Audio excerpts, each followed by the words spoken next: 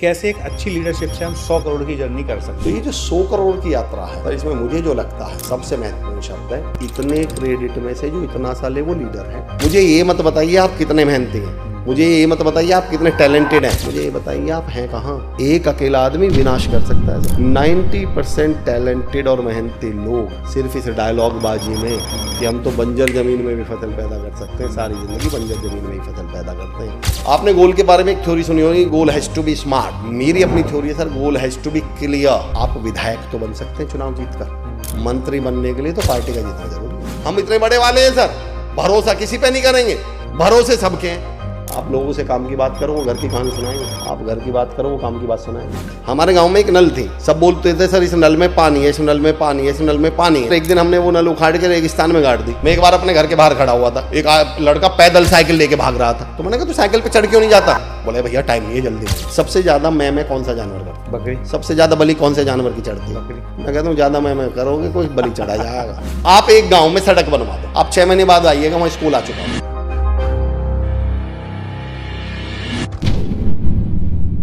नमस्कार दोस्तों, आज की जो चर्चा है बहुत विशेष है क्योंकि ये चर्चा है शब्दों के जादूगर अमर चौधरी जी के साथ।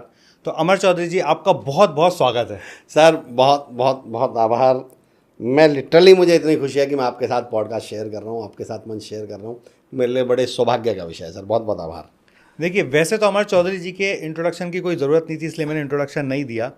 फिर भी संक्षिप्त में हम बात करते हैं कि अमर चौधरी जी एक ऐसे लीडरशिप ट्रेनर हैं, एक ऐसे कोच हैं जो आज भारत के सारे आईएएस, आईपीएस, पुलिस अकादमी में जितने भी अच्छे उच्च वर्ग के विशेष अधिकारी हैं उनको मोटिवेट करते हैं, उनको ट्रेनिंग देते हैं। सॉरी, मोटिवेट मैंने गलत वर्ड बोला। इनका नाम है मोटिव एक्शनल ट्रेनर। मतलब इनको लोग मोटिव एक्शनल ट्रेनर के नाम से जानते हैं, मोटिवेशनल ट्रेनर के नाम से नहीं जानते, मोटिवेशनल स्पीकर के नाम से नहीं जानते, क्योंकि इनका कहना है कि बोलने के साथ साथ एक्शन भी होना चाहिए। तो आज एक विशेष शख्सियत का हमारे चैनल पे, हमारे पॉडकास्ट पे स्वागत है हमारे अमर भाई का। सर बहुत बहुत धन्यवाद। तो अमर भाई, पहला सवाल मैं यही जानना चाहता हूँ, संक्षिप्त, बहुत संक्षिप्त परिचय जो अब तक किसी दूसरे चैनल पे ना हुआ हो। जी जी जी। और उसके बाद हम बात करेंगे लीडरशिप के बारे में और कैसे एक अच्छी लीडरशिप से हम 100 करोड़ की जर्नी कर सकते हैं। जी जी सर। सर एक छोटा सा गांव है चिरोड़ी, वहाँ मेरा जन्म हुआ। शुरुआत जो आप समझते हैं जैसे गांव में होती हैं, गांव के स्कूल में पढ़ाई लिखाई हुई। जो यात्रा चल रही है उससे तो चलती रही। मैं कुछ और बताना चाहता हूँ, मैं यहाँ तक पहुँचने के पीछे जो मेरी यात्रा रही। मेरा एक विषय है, मेरा एक टॉपिक है सर कि आप नाचते कहाँ। मैंने एक किताब लिखी है बॉर्न अगेन, और उस बॉर्न अगेन में एक चैप्टर है कि आप नाचते कहाँ हैं। अब ये नाचते कहाँ हैं टॉपिक क्या है सर, पहले उसको समझते हैं हम लोग। सर ऋतिक रोशन और अमर चौधरी, इन दोनों में बेहतर डांसर कौन है, शानदार डांसर कौन है? अमर चौधरी। भाई मेरे लिए तो अमर चौधरी इसलिए है क्योंकि हमारी पहुंच में तो अमर चौधरी जी है। अब मेरी शादी में ऋतिक आएगा ही नहीं नाचने। वैसे दोनों डांस के कॉन्टेक्स्ट में पूछूं तो ज्यादा ऋतिक भाई, ऋतिक डांस। सर अमर चौधरी भी डांस करें और ऋतिक रोशन भी डांस करें और दोनों नाचे, तो दोनों में से किसको ज्यादा पैसे मिलेंगे? ऋतिक रोशन। क्या ऐसी पॉसिबिलिटी है कि अमर चौधरी को ज्यादा मिल जाए? ऐसा संभव है क्या? बहुत कम संभावना। मैं बताता हूँ सर, ऐसा हुआ। ऋतिक रोशन ने डांस किया झुग्गी झोपड़ी वाले इलाके में, लोग फैन हो गए, दीवाने हो गए, मतलब दीवाने हो गए, और सबने कहा कि चलो पैसे इकट्ठे करके ऋतिक रोशन जी को देते हैं। और उनके पास टोटल पैसे इकट्ठे हुए 1620 रुपये, उन्होंने ऋतिक रोशन को दे दिए। अमर चौधरी ने डांस किया मुकेश अंबानी के सामने, उसे मेरा डांस बहुत घटिया लगा, उन्होंने मेरे 1.5 लाख मेरे मुँह पे फेंक के मारे और बोले भाग यहाँ से, आइंदा मत आना। सवाल ये नहीं है चित्रेश सर कि आप अमर चौधरी हैं या ऋतिक रोशन हैं, सवाल ये नहीं आप डांसर कितने अच्छे हैं, सवाल ये है कि आप नाचते कहाँ हैं। वाह, पिछले सितंबर से पहले मैं भी ऑफलाइन नाच रहा था, बहुत शानदार नाच रहा था, लेकिन किसी को पता नहीं था। सितंबर के बाद बस ये बदलाव आया कि मैं ऑनलाइन नाचने लगा और वो नाच दुनिया ने देख लिया। और अब दुनिया, जो आप कह रहे थे कि जो भी है प्यार मोहब्बत मिला, और उसमें जो सबसे महत्वपूर्ण बात ये है, उस डांस के जो कोरियोग्राफर हैं वो एक महान शख्सियत आदरणीय चित्रेश सोनी सर हैं, जिनकी वजह से मैं आज ऑनलाइन डांस कर पा रहा हूँ, नाच पा रहा हूँ। तो ये मेरी यात्रा का जो ट्विस्ट रहा, जो सबसे बड़ा 360 डिग्री चेंज रहा। आदरणीय अमित कुमार सर के साथ मुझे मौका मिला, विकास सर के माध्यम से, फिर मैं आप तक पहुंचा और उसके बाद तो फिर दुनिया तक पहुंचाने का काम आपने कर ही दिया। तो मैं इस यात्रा को इसलिए ऐसे ब्रीफ करना चाह रहा था कि महत्वपूर्ण ये नहीं है सर, हम मेहनत तो बहुत कर रहे होते हैं, काम तो हम बहुत कर रहे होते हैं, पर इस टॉपिक को अगर मैं आगे बढ़ाऊं, जब मैं कॉर्पोरेट में सेशन लेता हूं कि आप नाचते कहाँ हैं, तो मैं एक सवाल पूछता हूं सर, चितेश सर, अभी आपने अपने इंट्रोडक्शन में एक बात कही थी, क्या हम लीडरशिप से 100 करोड़ तक पहुंच सकते हैं? बिल्कुल पहुंच सकते हैं। तो हमें लीडरशिप में बदलाव की जरूरत है क्या? मुझे जो लगता है सर, मोटिवेशन के नाम पर 2 शब्दों पर आज तक बहुत बहुत काम किया गया, बल्कि 3 शब्दों पर। क्या करें, क्यों करें और कैसे करें, इन 3 शब्दों को बहुत हाईलाइट किया गया। पर मुझे लगता है जो सबसे महत्वपूर्ण शब्द है वो ही हम मिस कर गए, और वो शब्द है कहाँ। क्या करें, कैसे करें, सबसे क्या करें, क्यों करें, कैसे करें। लेकिन मैं कहता हूं सर, सबसे ज्यादा महत्वपूर्ण जो शब्द है वो है कहाँ करें। चितेश सर, 100 गज का प्लॉट कितने का है?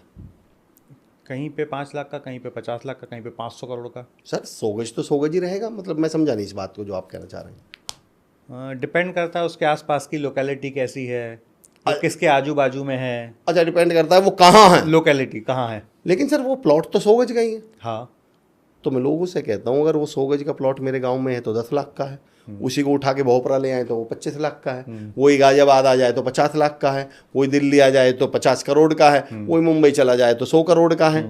तो प्लॉट तो उसी साइज का है सर। ठीक बात। तो आप मुझे ये बताना चाह रहे हैं कि प्लॉट की कीमत प्लॉट के साइज से ज़्यादा इस बात पर डिपेंड करती है कि वो कहाँ है। एग्जैक्टली। तो मैं लोगों से कहता हूँ सर, अपने टैलेंट, अपनी स्किल्स और अपनी मेहनत को उस प्लॉट की जगह रख लीजिए।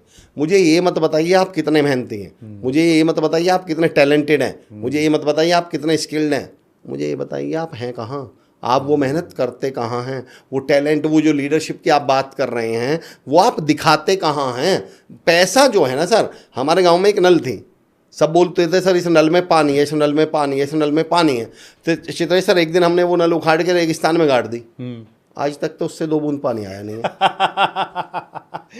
मैं अक्सर कहता हूँ सर, पानी नल में नहीं है, पानी जमीन में होता है। सर कोई भी इंडिविजुअल, कोई भी व्यक्ति, हम सब सर नल हो सकते हैं, कोई छोटी नल, कोई बड़ी नल, कोई बहुत बड़ी नल, पर अल्टीमेटली पानी जमीन में होता है सर, पानी इंडस्ट्री में होता है, पानी प्लेस में है। आप उस मेहनत को, उस टैलेंट को दिखाते कहाँ हैं। जिस दिन हम ये समझ गए, 2 लोग हैं सर, दोनों पढ़ाते हैं और पूरा महीना पढ़ाते हैं, दोनों, मैं मान लेता हूँ मैथ के टीचर हैं, तो ये साहब भी, ए जो हैं वो भी 2 4 पढ़ा रहे हैं, तो बी भी 2 4 पढ़ा रहे हैं। ए भी इंग्लिश के टीचर हैं, ए भी डॉग माने कुत्ता पढ़ा रहा है, तो बी भी डॉग माने कुत्ता पढ़ा रहा है। हाँ। ए भी भारत के प्रधानमंत्री मोदी जी बता रहे हैं, तो बी भी भारत के प्रधानमंत्री मोदी जी बता रहे हैं। दोनों बराबर टाइम पढ़ाते हैं, बराबर मेहनत के साथ, बराबर टैलेंट के साथ, बराबर शिद्दत के साथ पढ़ाते हैं सर। पर जब महीने को दोनों की सैलरी आती है सर, एक की सैलरी आती है 70,000 रुपये और एक की आती है 12,000 रुपये, ऐसा हो सकता है क्या? यदि दोनों में सेम टैलेंट है तो नहीं होना चाहिए। ऐसा है सर। एक सरकारी स्कूल में पढ़ा रहे हैं, एक गांव के प्राइवेट स्कूल में पढ़ा रहे हैं। सवाल ये नहीं सर आप कितना शानदार पढ़ाते हैं, सवाल ये नहीं आप कितने मेहनती हैं, सवाल ये नहीं आप में कितने लीडरशिप की स्किल्स हैं, सवाल ये आप नाचते कहाँ हैं, वो काम आप कर कहाँ रहे हैं। हमने, समस्या ये है सर, मैं एक टॉपिक पे बहुत काम करता हूँ सर, ट्रैपिंग में, और उस ट्रैपिंग का मतलब ये है कि हमें बड़ी चालाकी से, आपने ये डायलॉग सुने, पढ़ने वाला तो कहीं भी पढ़ लेता है। हाँ। और यहीं हम पढ़ने वाले को बर्बाद कर देते हैं। जब कोई ऐसा पेरेंट्स या लोग ऐसा डायलॉग बोलते हैं ना कि पढ़ने वाले तो कहीं भी पढ़ लेते हैं, तो मैं कहता हूँ फिर सोने वाले कहीं भी सो लेते होंगे। मैंने कहा फर्श पे सो के दिखाओ, हटाओ इस बेड को। मैंने कहा फिर तो खाने वाले कहीं भी खा लेते होंगे, तो मैंने कहा बाहर सड़क पे बैठ के खा के दिखाओ। मतलब खाने के लिए आपको डाइनिंग टेबल चाहिए, खाने के लिए आपको एसी रूम चाहिए, खाने के लिए आप रेस्टोरेंट में जाते हो, रेस्टोरेंट वाले तो नहीं कहा कि जिसको खाना होगा, आप वहाँ खाना खाने गए हो ना, टेबल कुर्सी के लिए थोड़ी गए थे, तो कहीं भी खा के आ जाते। मतलब हमें सोने के लिए बेड चाहिए, खाने के लिए डाइनिंग टेबल चाहिए, बैठने के लिए सोफा चाहिए, बस पढ़ने वाला कहीं भी पढ़ ले। क्योंकि हमें मालूम था कि इस पढ़ने वाले को उतना बड़ा बनने से कैसे रोके। जैसे जिसे दौड़ना होगा वो तो कहीं भी दौड़ लेगा, उसके जूते छीन लो जरा, उसे कच्चे में दौड़वा दो जरा, उसे कंकर में दौड़वा दो जरा, वो दौड़ने वाला कहीं भी नहीं दौड़ पाएगा। हमारी समस्या ये है सर, हम अपनी ताकत को ही अपनी कमजोरी बना लेते हैं। मैं कॉर्पोरेट में सेशन ले रहा था चित्रेश सर, एक साहब खड़े हुए और बोले सर मैं इतना मेहनती हूँ, मैं इतना मेहनती हूँ, मैं इतना मेहनती हूँ कि मैं बंजर ज़मीन में भी फसल पैदा कर सकता हूँ। मैंने उनके लिए ताली बजवाई, मैंने कहा यार सैल्यूट है, आपकी मेहनत को सैल्यूट है। फिर मैंने उनसे एक सवाल पूछा कि मेरे दोस्त, जब तुम इतने मेहनती हो कि तुम बंजर ज़मीन में भी फसल पैदा कर सकते हो, तो तुम इतने समझदार क्यों नहीं हो जाते कि ज़मीन उपजाऊ ढूंढ लो? ये मतलब आपने मरते हुए दादाजी से वादा किया था कि बंजर ज़मीन में ही पैदा करके दिखाऊंगा। 90% टैलेंटेड और मेहनती लोग सिर्फ इस डायलॉग बाजी में कि हम तो बंजर ज़मीन में भी फसल पैदा कर सकते हैं, सारी ज़िंदगी बंजर ज़मीन में ही फसल पैदा करते हैं। कर सकते होंगे आप बंजर ज़मीन में, पर अगर आप उस बंजर ज़मीन में 10 किलो पैदा कर पा रहे हैं तो उतनी ही मेहनत, उतनी ही टैलेंट और उतनी स्किल्स के साथ उपजाऊ ज़मीन में आप 100 किलो कर लेते हैं। बहुत बढ़िया बात। तो सर ये जो 0 से 100 करोड़ की है जो लीडरशिप की यात्रा है ना, इस यात्रा का सबसे पहला पड़ाव, सबसे पहला पॉइंट ये होना चाहिए कि आप ये प्लेसमेंट आइडेंटिफाई करें कि आप नाचते कहाँ हैं। सर ड्राइवर की सैलरी कितनी होगी? 15,000 20,000। 15,000 20,000। सर अंबानी के ड्राइवर की सैलरी कितनी है? Any idea? एक दिन पेपर में आया था 2-2.5 लाख रुपए। 2-2.5 लाख रुपए। सर कारण क्यों है 2-2.5 लाख रुपए?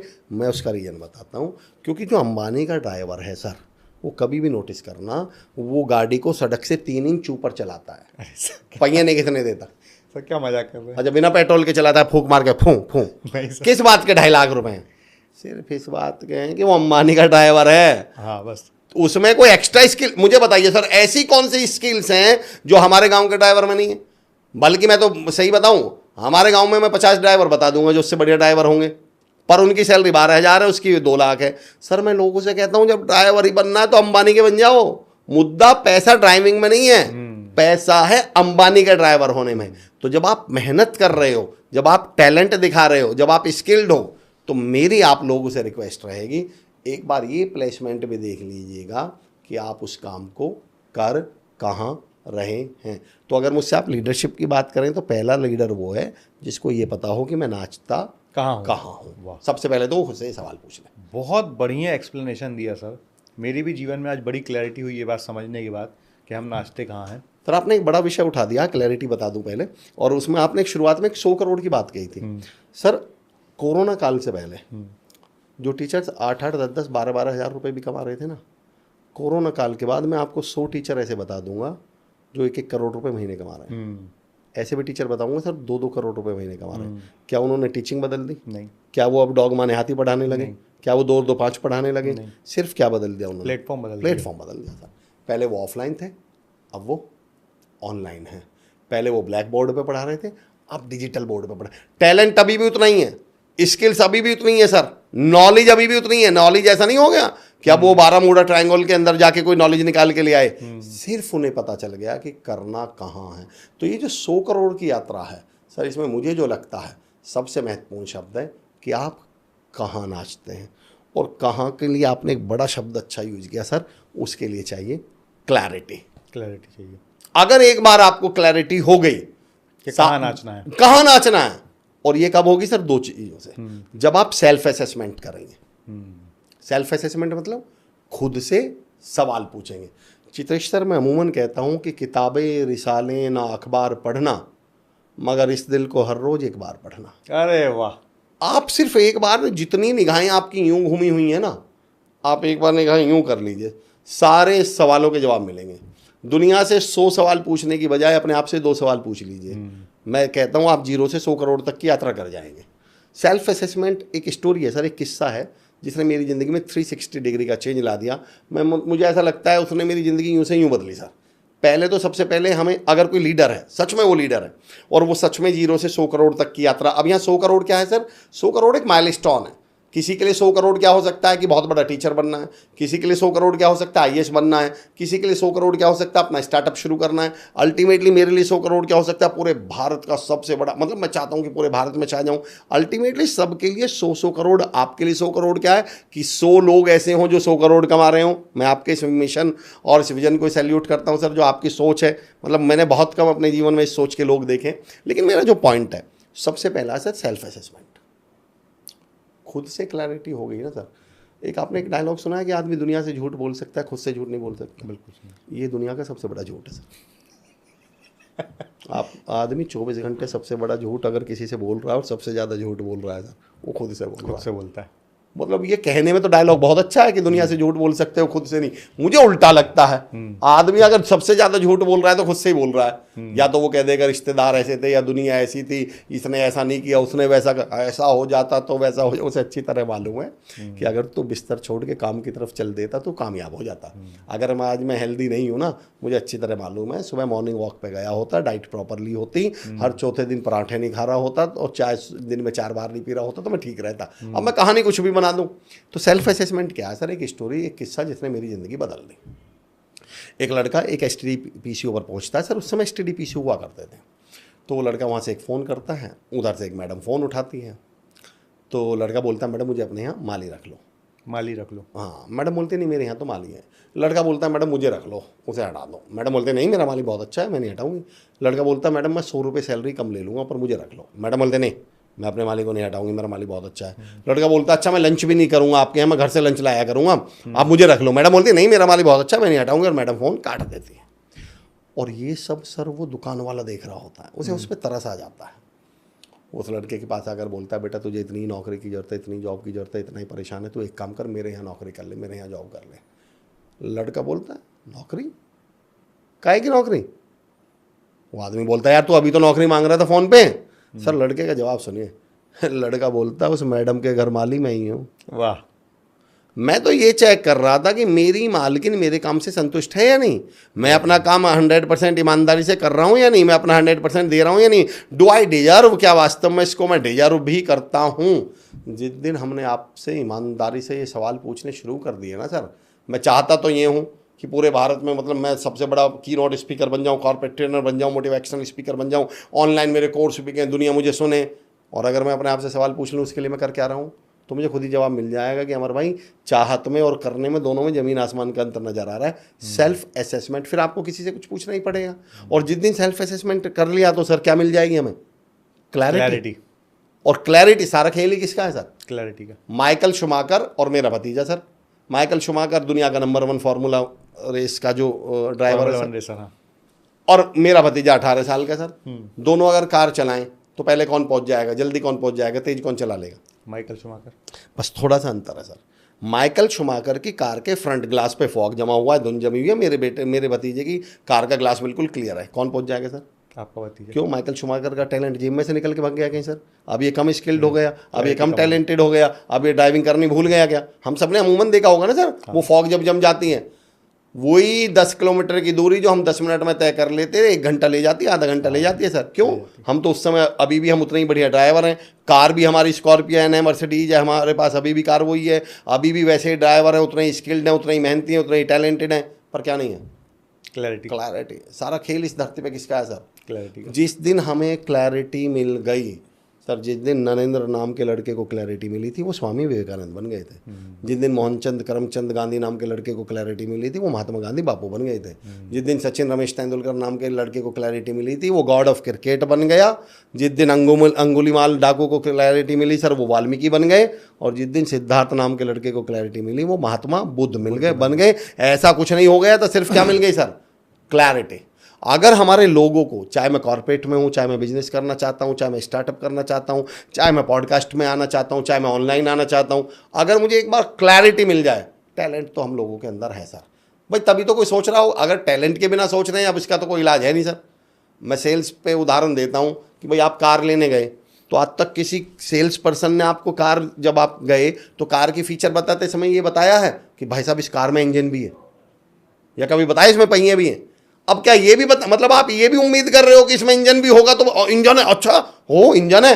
यार इंजन और कार में पहिए तो मैं सोच के ही आया था ना।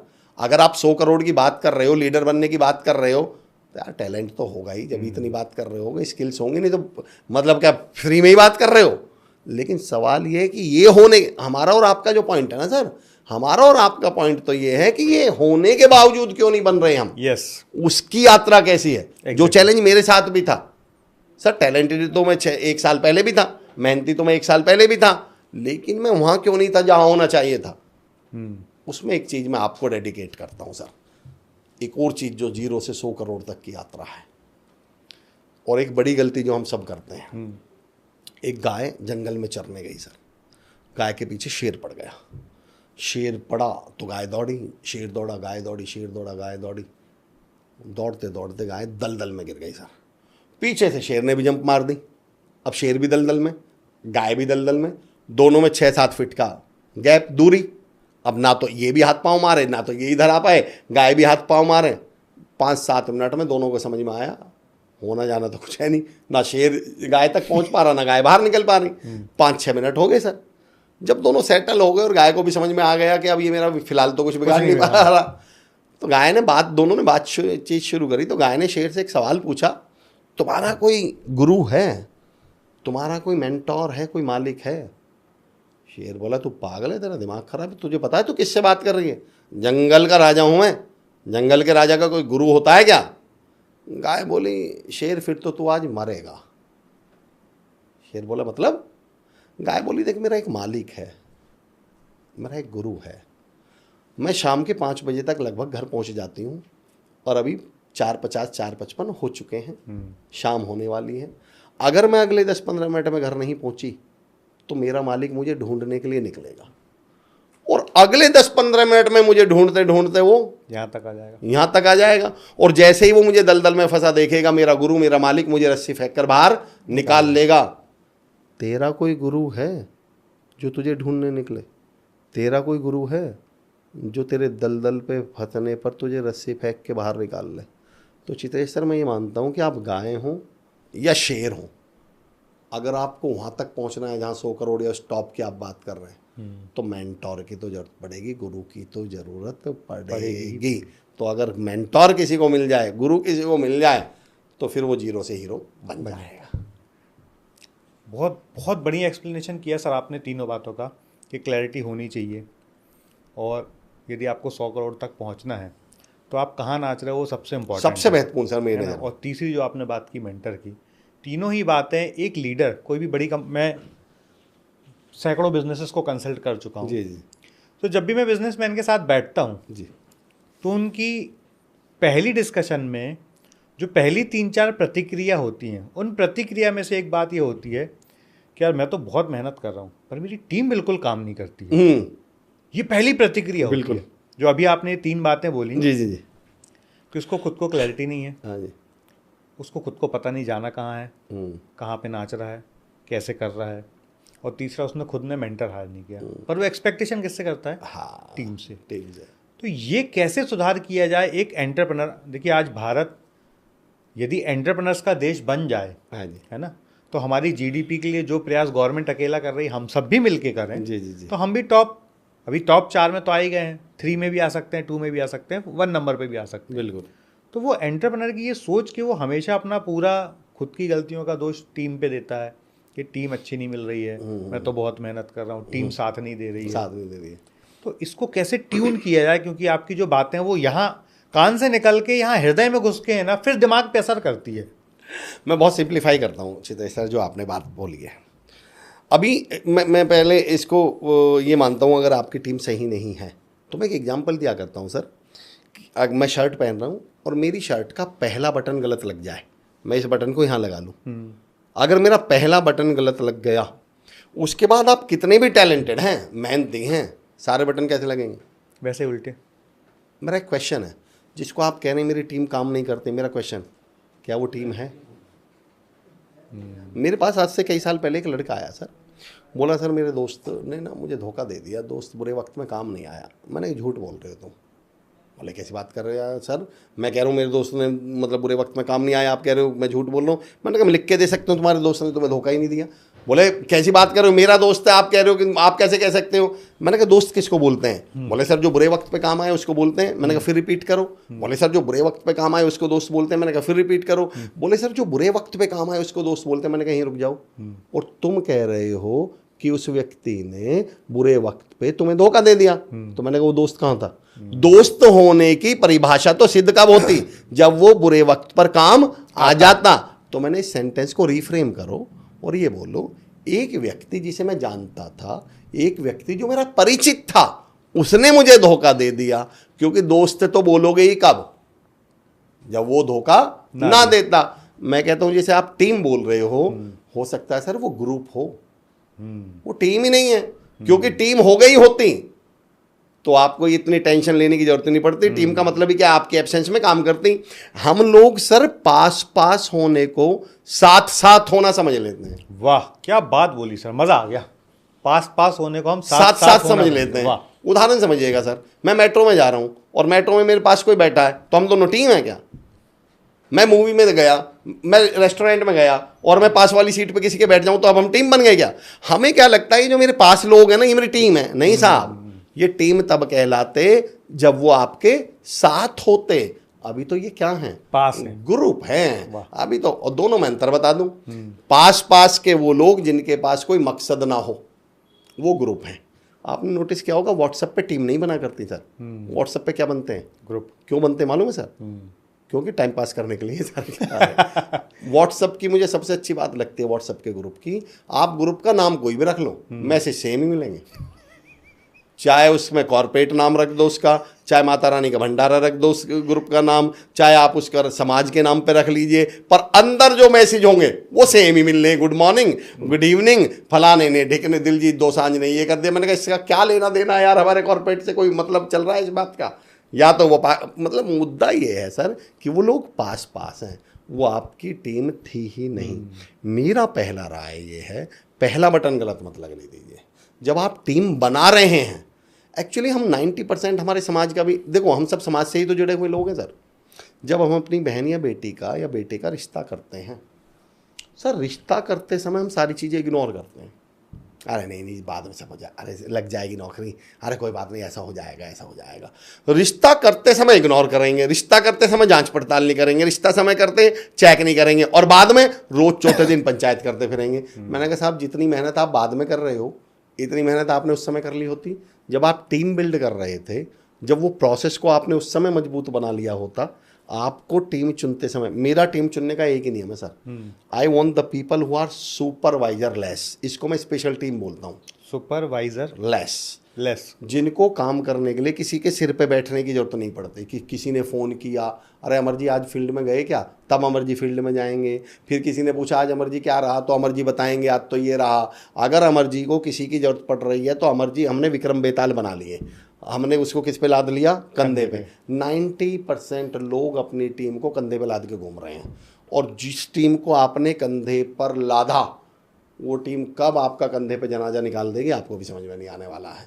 तो सबसे पहले तो जब आप टीम बिल्ड कर रहे हैं, पहला नियम तो मेरा ये है, बटन ही गलत नहीं लगना चाहिए। दूसरा, जब आपकी सर टीम बन गई, तो फिर जब आप टीम को बन गए तो अब आप लीडर हो, आप एंटरप्रेन्योर हो सर, आपकी जिम्मेदारी बढ़ जाती है। फिर टीम को कनेक्ट बना के रखना, टीम के सुख दुख का हिस्सा बनना, टीम को साथ में जोड़े रखना। मेरा एक टॉपिक है सर, LDS। भारत के एंटरप्रेन्योर्स हों, भारत के लीडर्स हों, जो सबसे बड़ी गलती कर रहे हैं सर, और वो भी भारत जैसे देश में जो गलती कर रहे हैं। LDS क्या है सर? LDS का मतलब है सर, लीडरशिप दिल से। लीडरशिप दिल से। हम लीडरशिप को दिमाग का काम मान के चलते हैं। हमें लीडर वो लगता है जो बहुत तेज दिमाग का हो। मैंने कहा ना, वो कैलकुलेटर हो सकता है, लीडर नहीं हो सकता। कैलकुलेटर में और लीडर में हमें अंतर समझना पड़ेगा। बहुत इंटेलिजेंट, बहुत बुद्धिमान, वो इंडिविजुअली, हमने बहुत सारे उदाहरण देखे हैं सर, जहां बहुत शानदार क्रिकेटर तो हैं पर वो कैप्टन अच्छा नहीं बन पाए।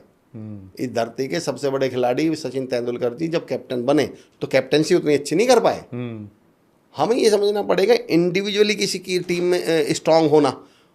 आप इंडिविजुअली बहुत अच्छे परफॉर्मर हो सकते हैं, पर क्या आप एंटरप्रेन्योर भी उतने ही अच्छे हैं? क्या आप लीडर भी उतने ही अच्छे हैं? लीडरशिप की जब बात आ जाती है तो एक गुण जो आपके अंदर होना चाहिए, that is called people skills. Sir, lead हम किसको करते हैं? टूल्स को करते हैं, इक्विपमेंट्स को करते हैं, लोगों को करते हैं। और मैं अक्सर, आपने एक बड़ी अच्छी मेरी लाइन याद दिला दी सर, मैंने बहुत पहले एक लाइन लिखी थी कि कंपनी लोगों से नहीं चलती, लोगो बनवा लेते ना लोगो, कंपनी लोगों से नहीं चलती सर, लोगों से चलती है। और जिस दिन हमें लोगों को डील करना आ गया, लोगों को संभालना आ गया, उस दिन वो लोग आपके लोगों का ख्याल रख लेंगे। वाह। एंटरप्रेन्योर, रिचर्ड, हमारे यहाँ कहा जाता है sir customer first. Richard Branson साहब की एक लाइन है, एम्प्लॉय फर्स्ट, टीम फर्स्ट। वो कहते हैं यार कि मैं थोड़ी क्लाइंट को डील करूंगा, मैं थोड़ी कस्टमर को डील करूंगा। सेल्स पर और लीडरशिप पर जब मैं बोलता हूं सर, मेरा favourite, one of my favourite topic याद आ गया मुझे इस बात पे। टॉपिक का नाम है लव योर मम्मा। एक मैं सेल्स पे ट्रेनिंग ले रहा था। अगर आप एंटरप्रेन्योर हैं, अगर आप लीडर हैं, तो आपका बेसिक काम क्या बनता है? देखो सर, जब आप 0 से 100 करोड़ तक की यात्रा करेंगे, आपने एक बहुत बड़ा मुद्दा उठाया है सर।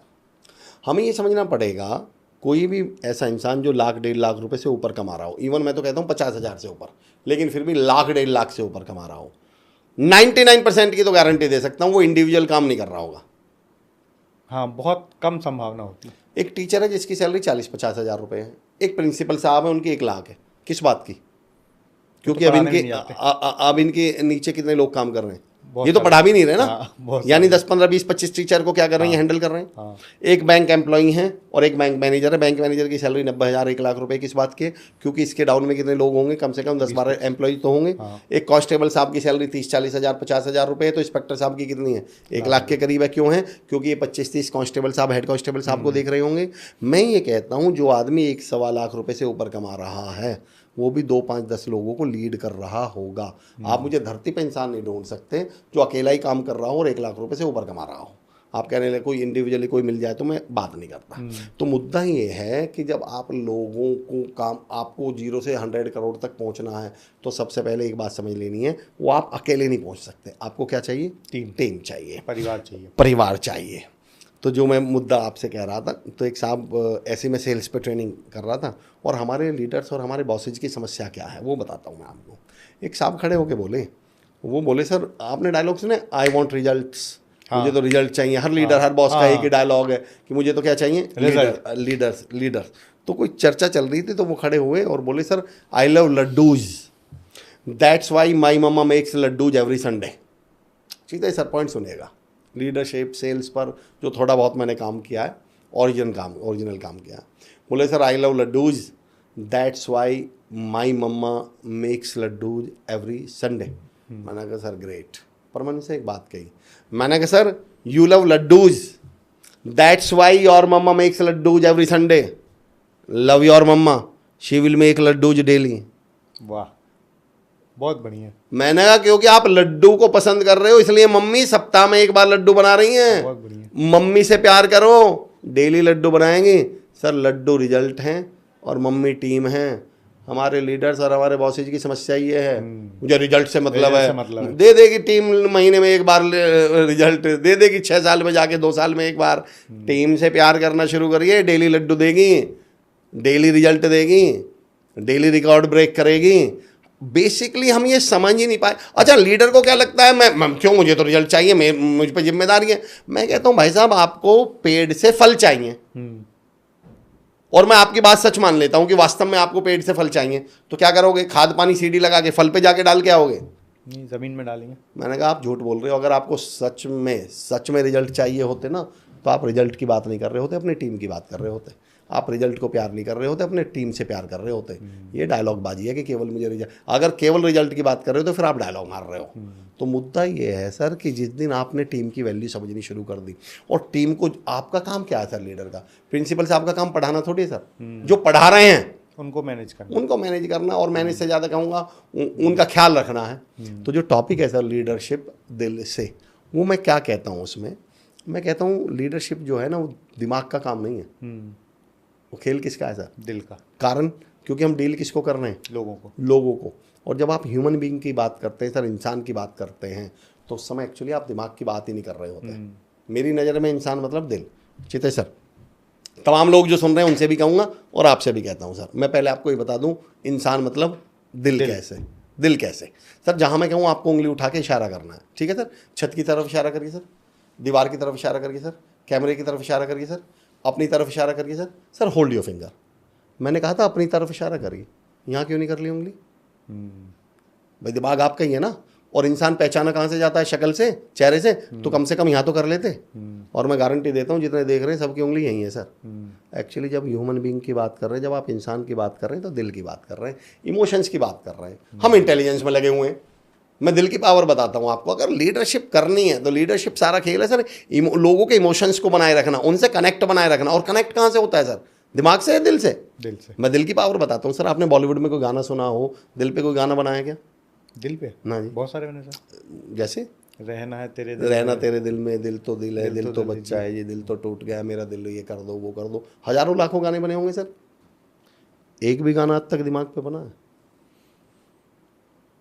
3 साल का समय दे रहा हूँ सर, सोच के बताइए। आप लोग बता देना जो सुन रहे हैं। यदि आप लोगों को भी कोई गाना दिमाग का याद आए तो एक बार सर, कमेंट बॉक्स में धरती बताना। पर बॉलीवुड में एक ही गाना बना है दिमाग पर, वो भी कहता है गोली मार भेजे में भेजा शोर करता है। इससे ज्यादा कोई औकात है नहीं। तो ये गाना को छोड़ के गाना ढूंढ के कमेंट में बताओ। मैं चैलेंज करता हूँ, मैं क्या सिद्ध करना चाह रहा हूँ, मेरा पॉइंट क्या है सर, मैं कहाँ स्टैब्लिश करना चाह रहा हूँ पॉइंट को, कि अच्छा मुद्दा ये नहीं है कि हमें लोगों के दिमाग को गाइड नहीं करना, दिमाग को साथ लेके नहीं चलना। मैं ये कहना चाह रहा हूँ अगर सच में ही दिमाग को करना, मैंने अभी एक उदाहरण दिया था सर, पेड़ वाला, फ्रूट्स वाला। पेड़ लगाया तो हमें पेड़ से क्या चाहिए? फल कहाँ लगते हैं सर? ऊपर। अगर मैं शरीर के इस बॉडी पार्ट को, इतने को, यहाँ से यहाँ तक को पेड़ मान लूँ, तो टॉप पे क्या लगेगा? फल। सर टॉप पे क्या है? दिमाग। फल। यानी मुझे चाहिए क्या सामने वाले का? दिमाग। तो पानी फल पे ही जाके डालूं? पानी कहाँ डालेंगे? जमीन पे। कहाँ है सर जड़? दिल है। अगर सच में आपको सामने वाले के दिमाग को अपने साथ जोड़े रखना है, कंट्रोल करना है, उसको अपने साथ बनाए रखना है, तो आपको चाहिए दिमाग ही, पर दिमाग में खाद पानी नहीं डालेगा। लीडर का काम दिमाग में खाद पानी डालना नहीं है, लीडर का काम है सामने वाले के दिल से, और दिल कनेक्ट। दिल मतलब इमोशंस। सिद्ध करके बताता हूँ सर। एक गांव में मैं अपने, वैसे मेरे बारे में कहा जाता है सर, मैं वो कोई एग्जांपल नहीं देता जो गूगल और यूट्यूब दे दे, बहुत प्रैक्टिकल, बहुत व्यवहारिक से, जो इतने लोग सुन रहे हैं वो भी, और सर आप भी मुझे बताइएगा। मेरे पास एक गाय है और एक बछिया है, और मुझे इस गाय और बछिया को 200 मीटर दूर कहीं लेकर जाना है। 200 मीटर दूर? हाँ जी। और मैं इन दो में से किसी एक को पकड़ के चल सकता हूँ भाई, दोनों को तो मैं पकड़ के नहीं चल सकता, परेशान हो जाऊंगा या रुकेगी नहीं मुझ पे। तो गाय और बछिया में से, दोनों में से मैं किसको पकड़ कर चलूं? आप लोग भी मुझे जवाब दीजिएगा कमेंट बॉक्स में। मैं किसको पकड़ के चलूं कि दूसरी ऑटोमेटिकली अपने आप पीछे आ जाए? गाय को पकड़ के चलूं सर कि बछिया अपने आप आ जाएगी, या बछिया को पकड़ के चलूं गाय अपने आप आ जाएगी? सोच के बताइएगा। माँ को पकड़ के चलूं बच्चा अपने आप आएगा, या बच्चे को पकड़ के चलूं माँ खुद ब खुद आएगी? लॉजिकली बच्चे को पकड़ के चलेंगे तो माँ अपने आप आ जाएगी। आप कभी भी देख लेना सर, जितने भी गांव से जुड़े होंगे सबको मालूम है, और आपने बिल्कुल सही कहा, बच्चिया को पकड़ के चलिए, गाय पीछे खुद पीछे। गाय पकड़ने की जरूरत ही नहीं पड़ेगी सर। पर अगर मैंने गलती से गाय पकड़ी तो बच्चिया कूदे, बच्चिया तो चंचल है सर, बच्चिया कूदेगी जरूर। और अगर सर बच्चिया कूद कर भगी, फिर मैं और आप तो छोड़ दो, खली भी आ जाए तो फिर गाय को नहीं रोक पाएगा। मैं कहता हूँ सर, गाय वो दिमाग है और बछिया दिल है। मुझे काम किससे है, बछिया से या गाय से? दूध कौन सी देगी? गाय। मुझे चाहिए गाय ही, पर मुझे में इतनी अकल होनी चाहिए कि गाय नहीं पकड़नी क्या है, बछिया। हाँ, मुझे सामने वाले के दिमाग से ही काम करवाना है, पर as a leader, as an entrepreneur, मेरा काम किससे होना चाहिए? दिल। सामने वाले के इमोशंस का ख्याल रखना, सामने वाले को ख्याल रखना, सामने वाले से कनेक्ट बनाकर रखना। और जिस दिन मैं टीम को इमोशनली कनेक्ट करना सीख गया सर, मैंने एक विषय छेड़ा था आपसे, ट्रैपिंग। उस विषय पर इसलिए नहीं जाऊंगा मैं, बड़ा लंबा विषय है। हमें बहुत शातिरानापने से, बहुत चालाकी से इमोशंस के प्रति इतना नेगेटिव कर दिया गया। सर, इमोशंस को क्या बताया जाता है? इमोशंस हमारी ताकत है या कमजोरी है? कमजोरी बताई जाती है। इवन इमोशन के साथ एक वर्ड यूज किया जाता है, इमोशनली फूल। यानी अगर आप इमोशनल हैं तो आपको क्या सिद्ध कर दिया जाएगा?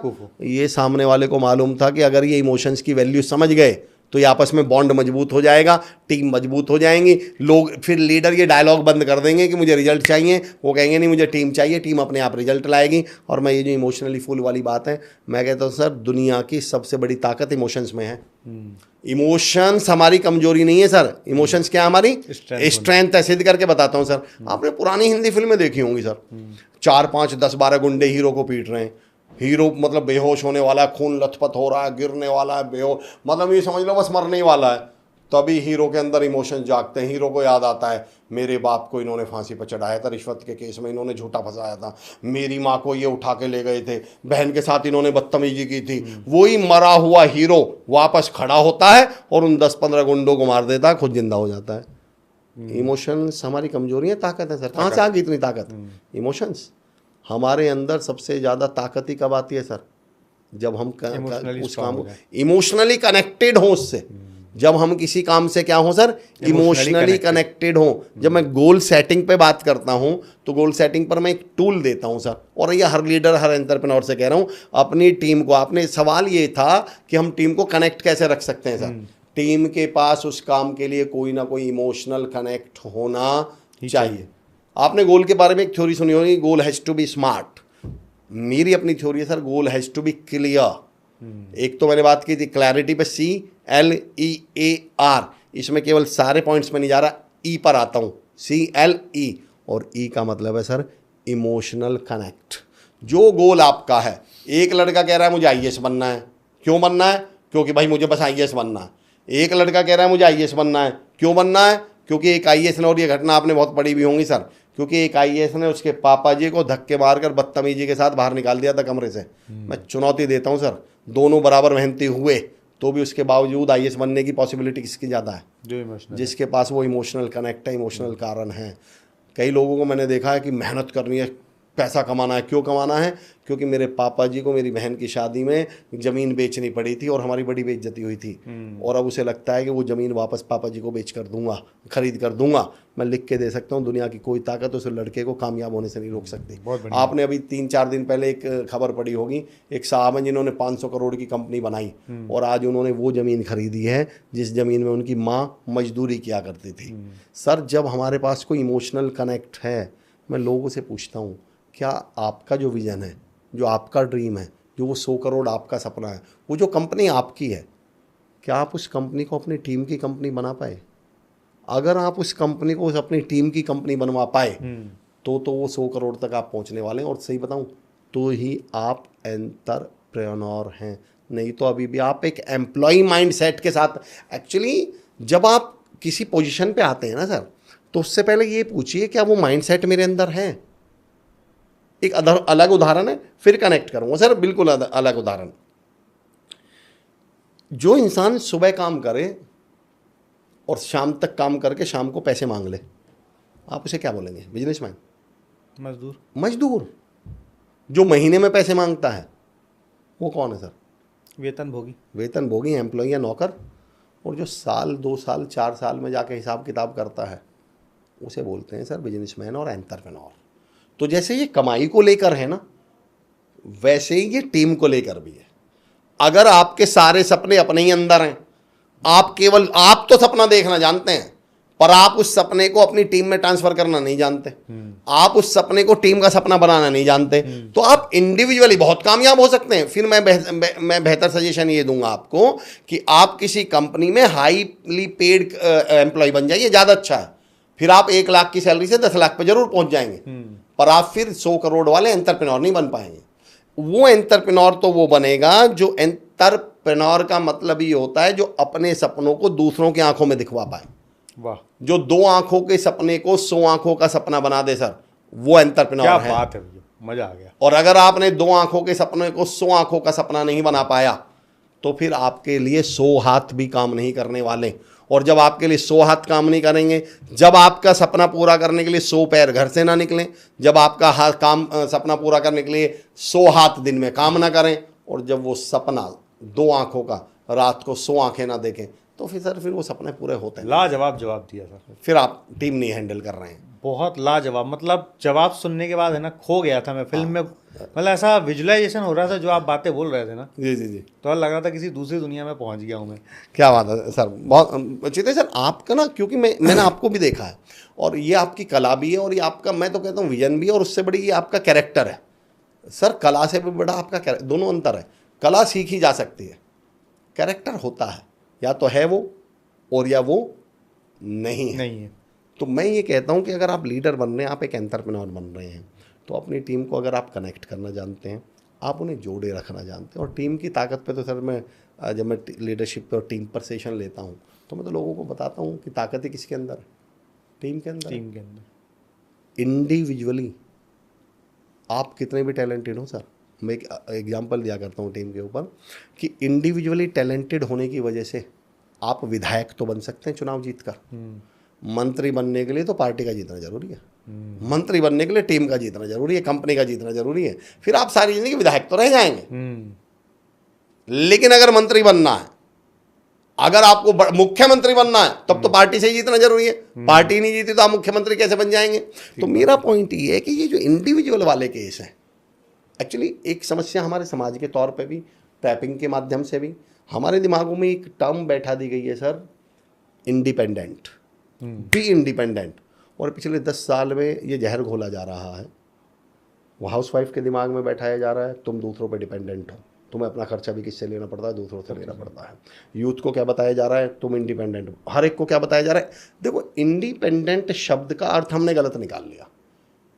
इंडिपेंडेंट का मतलब अलूफ हो जाना नहीं है, सिर्फ अपने बारे में सोचना हो जाना नहीं है। मैं एक टर्म दे रहा हूं सर जो मुझे व्यक्तिगत तौर पे लगता है कि हमें इंडिपेंडेंट से ज़्यादा इंटरडिपेंडेंट बनने की जरूरत है।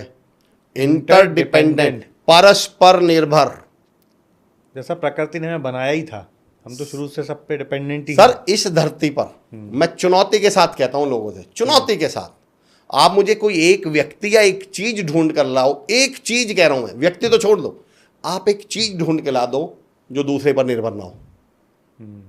ये माइक चल रहा है सर, ये चलने के लिए लाइट पे निर्भर नहीं है क्या? अब ये एसी ऑन है सर, ये एसी लाइट पे निर्भर नहीं है क्या? सर हम मोबाइल यूज कर रहे हैं, मोबाइल सिम पे निर्भर नहीं है क्या? और सिम नेटवर्क पे निर्भर नहीं है क्या? सर ये जो शर्ट हमने पहन रखी है ये पैंट पे निर्भर नहीं है क्या? और ये जो पैंट हमने पहन रखी है ये शर्ट पे निर्भर नहीं है क्या? आदमी औरत पे निर्भर नहीं है क्या? औरत आदमी पे निर्भर नहीं है क्या? कार पेट्रोल पे निर्भर नहीं है क्या? कार पेट्रोल के बिना किस काम की? और मैं कहता हूं पेट्रोल कार के बिना किस कार का काम का? आप मुझे इस धरती पर एक चीज तो ढूंढ के लाके दिखा दीजिए सर, सिंगल चीज। मुझे भी याद नहीं आ रही, जब से आप बोल रहे हैं मैं सोच ही रहा हूँ। मैं तो चैलेंज देता हूं सर, जो सुन रहे हैं वो ढूंढ के बता दें, एक चीज ढूंढ के बता दीजिए। पर हम लोगों के दिमाग में क्या फितूर घुसा दिए गए हैं कि भैया दूसरों का सहारा मत लो, दूसरों के भरोसे मत। अरे भरोसे मत रहो, सही बताएं, दूसरों के भरोसे मत रहो पर दूसरे पे भरोसा तो करो। और हम अच्छा हम इतने बड़े वाले हैं सर, भरोसा किसी पे नहीं करेंगे, भरोसे सबके हैं। भरोसा किसी पे नहीं करेंगे और भरोसे सबके हैं। फिर डायलॉग सुन लेना, अरे यार हम तो आपके भरोसे बैठे थे। मैं एक लाइन बोलता हूं, वैसे मुझसे किसी ने एक लाइन बोली, यार अमर भाई हम तो आपके भरोसे बैठे थे। मैंने उनसे पलट कर एक सवाल पूछा, मैंने यार तुम मेरे भरोसे चले क्यों नहीं? तुम मेरे भरोसे बैठे क्यों थे? हम भगवान के भरोसे हैं तो फिर भगवान के भरोसे बैठ जाएंगे। भगवान के भरोसे चलो, भगवान पे भरोसा करके चलो, भगवान के भरोसे चलो, एक्शन तो खुद ही लोगे ना भाई। वो जो मोटे एक्शन वाली बात है, हमारी 2 समस्याएं हैं सर, हम भरोसा किसी पे नहीं करते, भरोसे सबके रहते हैं और उस पर भी भरोसे बैठ जाते हैं। जिन दिन हम लोगों ने भरोसा करना, सर सोच के देखिए ये डायलॉग बोलने में कितना, मुझे किसी पे भरोसा नहीं है। मैंने कहा तुम्हारी तो जिंदगी नरक हो जाएगी। बोले जी मतलब? मैंने कहा तुम बस पे बैठते होगे तो पहले तो ड्राइवर से कहते होगे हट मैं चलाऊंगा, फिर तुम रेस्टोरेंट में जाते होगे तो कुक से जाके कहते होगे हट खाना मैं बनाऊंगा, मुझे तुझ पर भरोसा नहीं है। फिर तुम कहीं मतलब कहीं पे भी काम पे जाते होगे, दुनिया में धरती पे किसी भी काम को करते होगे तो तुम्हें तो किसी पे भरोसा नहीं है। टेलर से कहते होगे मुझे तुझ पर भरोसा नहीं, कपड़े मैं खुद सी लूंगा। मैंने कहा यार तुम तो नरक की जिंदगी जियोगे।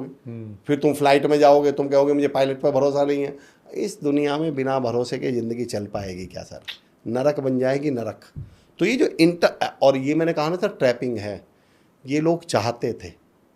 और जब मैं ये लोग बोलता हूँ तो ये लोगों से मेरा मतलब है सर वो लॉबी जो चाहती नहीं ये वाला लेवल मिडिल क्लास आदमी यहाँ तक आ जाए। तो इन्होंने हमें किन जालों में फंसा दिया कि कभी किसी पे भरोसा मत करो, इंडिपेंडेंट, दूसरों पे निर्भर मत रहना। मैं कहता हूँ भगवान राम जी को रावण मारना था सर, भगवान राम को क्या जरूरत थी सर? भगवान राम को बाली की, मैं सुग्रीव की मैं आज तक नहीं समझ पाया। क्या जरूरत थी भगवान राम को अंगद की? भगवान राम को नल नील की क्या जरूरत थी? मैं तो कह रहा हूँ हनुमान जी की क्या जरूरत थी? भगवान राम ने ये क्यों नहीं कहा कि तुम घर बैठो मैं अभी एक तीर चलाता हूं अभी मार दूंगा? क्या जरूरत थी विभीषण की? मतलब भगवान राम, मतलब सर भगवान, साक्षात भगवान तो टीम बना रहे हैं, साक्षात भगवान तो लोगों को अपने साथ जोड़ रहे हैं। पर हमें चस्का लगा रखा है, मैं तो खुद ही कर दूंगा। हमें डायलॉग दे दिया ना, अपने दम पे कामयाबी हासिल की जाती है, दूसरों के कांधों पे तो जनाजे चलते हैं। मैंने कहा बस इन्हीं चक्करों में फंस जाना। अब हमने टीम की वैल्यू खत्म कर ली ना। एक्चुअली टीम की वैल्यू तो तब करें जब हमारा माइंडसेट ऐसा हो कि टीम की इंपॉर्टेंस है। जब हमारा माइंडसेट ये हो कि नहीं यार टीम के बिना कुछ नहीं होने वाला। मैं अक्सर लोगों से कहता हूं कि टीम की ताकत समझिए सर। हम इंडिविजुअली चित्रेश सर अकेले अकेले हम सिंगल ईंट की तरह हैं, और सिंगल ईंट की औकात या तो किसी को ठोकर मारने की सर या किसी का सर फोड़ने की, इससे ज़्यादा सिंगल ईंट की कोई औकात नहीं। घर बनाने की नहीं है, घर बनाने की तो नहीं है सर। और उससे भी बड़ी बात बताता हूँ सर, अगर वो ईंट अकेली अकेली रह गई सर, एक आप गाड़ी लेके जा रहे हो और एक सिंगल ईंट पड़ी हुई है और ट्रक आ रहा है, क्या करता है ट्रक वाला? बचा के निकालता है? नहीं, चूरा बना के निकल जाता है।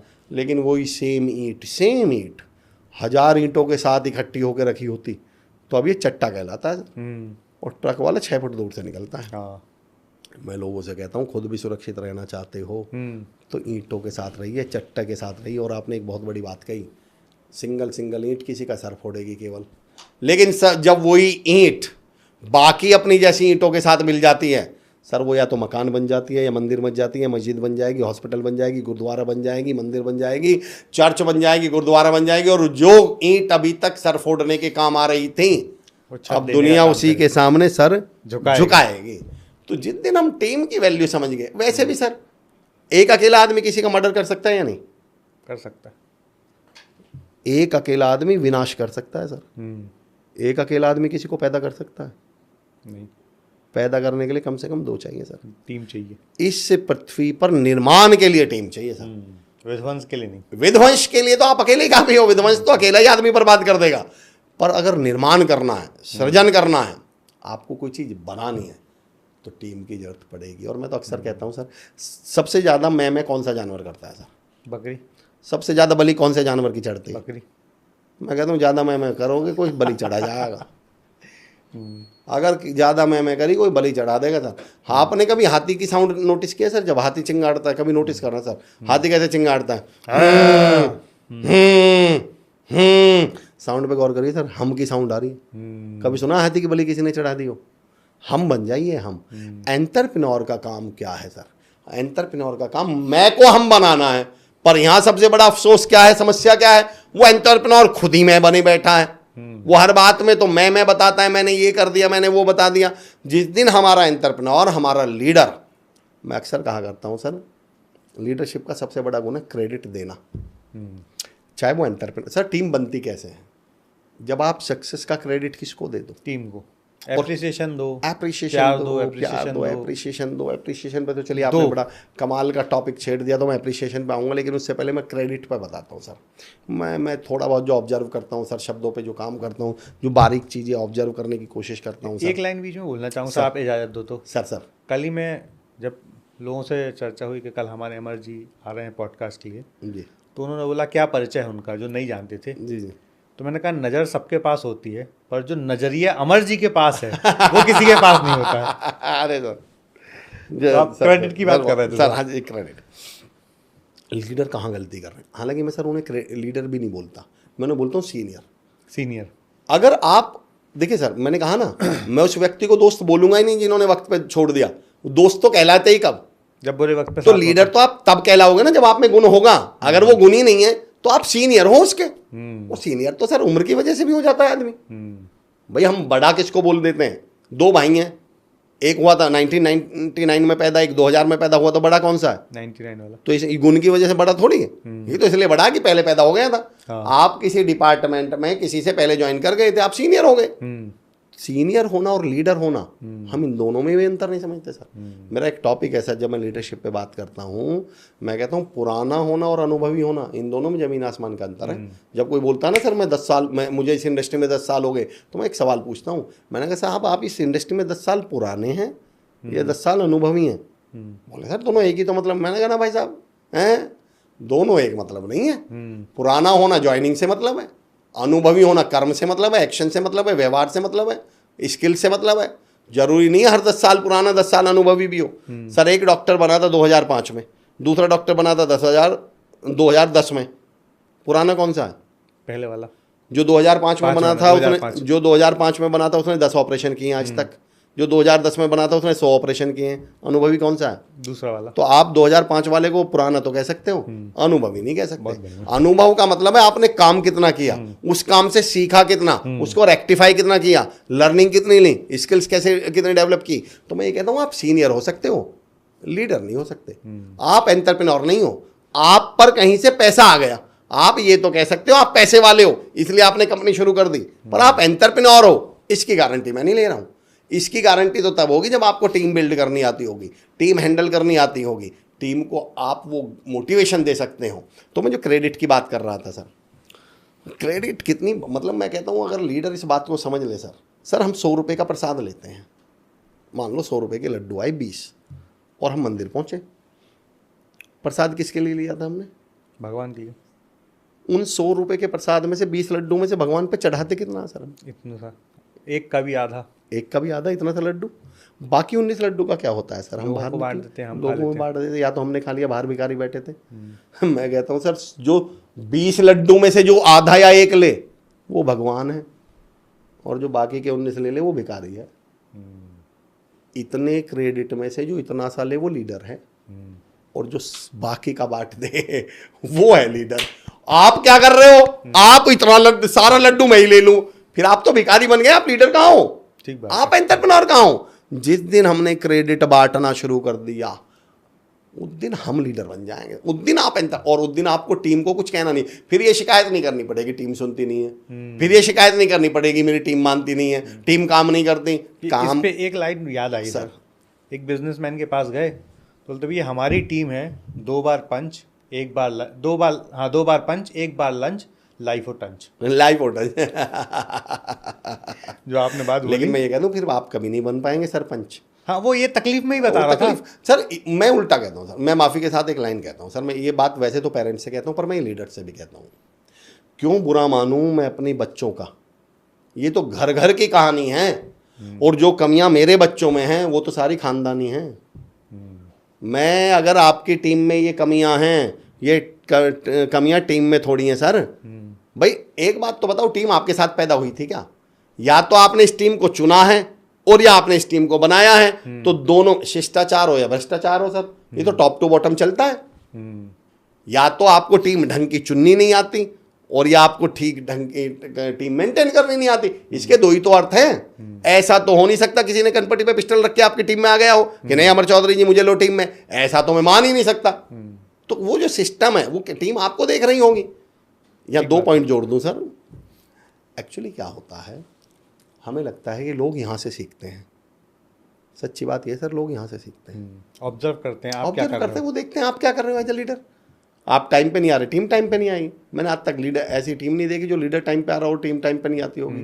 मैंने आज तक नहीं देखा एसपी साहब टाइम पे आते हों और उनका ऑफिस का स्टाफ लेट आ जाए। मुझे कोई हो तो मुझे बता देना। मैंने आज तक नहीं देखा इंस्पेक्टर साहब टाइम पे आते हों और कांस्टेबल लेट आ जाए, धरती पे हो जाए तो मुझे बता देना। मैंने आज तक नहीं देखा मैनेजर साहब बैंक में टाइम पे आते हों और उसका क्लर्क लेट आ जाए, धरती पे ऐसा हो तो मुझे बता दीजिएगा। नहीं होता, संभव ही नहीं है सर, ऐसा संभव ही नहीं हो सकता। तो मुद्दा ये है कि वो जो कमियां हैं वो तो क्या है, खानदानी है सर, खानदानी है, क्रेडिट की बात परंपरा चल रही है। वैसे भी मैं ये कहता हूँ सर, क्रेडिट को हिंदी में बोलते हैं उधार। और एज ए लीडर आप क्रेडिट लिए जा रहे हो, मतलब आप उधार लिए जा रहे हो। उधार लेके अमीर कौन बनता है भाई? उधार तो कमजोर लेते हैं, भिखारी लेते हैं, कमजोर आदमी लेता है।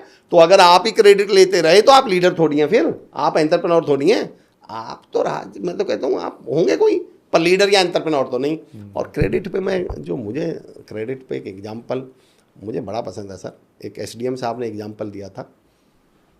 उन्होंने एक उदाहरण दिया था कि अमर जी कभी राज्याभिषेक, वो एक राज्याभिषेक देखिएगा सर। राज्याभिषेक में क्या किया जाता है? किसी को पूरा नहलाना, पूरा फिर दूध डालना, दही डालना पूरा उस करने, उसको क्या पूरा पहनाया साजो जाता समाज करना। उसको फिर क्या किया जाता है? उसको फिर आसन पे बिठा दिया जाता है और फिर क्या पहनाया जाता है उसके सिर? ताज पहना दिया जाता है। उन्होंने कमाल की बात कही थी सर। बोले राज्याभिषेक की एक ही शर्त है कि सर किसका होना चाहिए? आपका। पर ताज पहनाने वाले हाथ किसके होने चाहिए? टीम के, किसी और के। अगर किसी और ने उठाकर, ब्राह्मण ने, पंडित ने या किसी और ने, महामंत्री ने उठाकर वो ताज आपके सिर पे रखा तो आप राजा कहलाएंगे। उस ताज को आप खुद उठा के पहन लें, फिर आप राजा थोड़ी कहलाएंगे। ऐसे तो कोई भी उठा के पहन लेंगे। उस क्रेडिट को कहते हैं सर ताज। वो ताज जो है वो क्रेडिट ही है, आप ही लिए जा रहे हो खुद।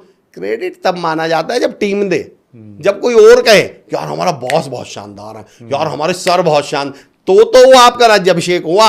अब आप ही लिए घूम रहे हो इस क्रेडिट को, मैंने ये कर दिया, मैंने वो कर दिया, मैंने ये कर दिया। अब आपका कोई इसे कोई क्रेडिट थोड़ी माना जाता है। तो मैं ये चाहता हूँ कि क्रेडिट, मैं तो चाहता हूँ आपके मन में तमन्ना हो क्रेडिट की, पर सवाल है कोई दूसरा दे।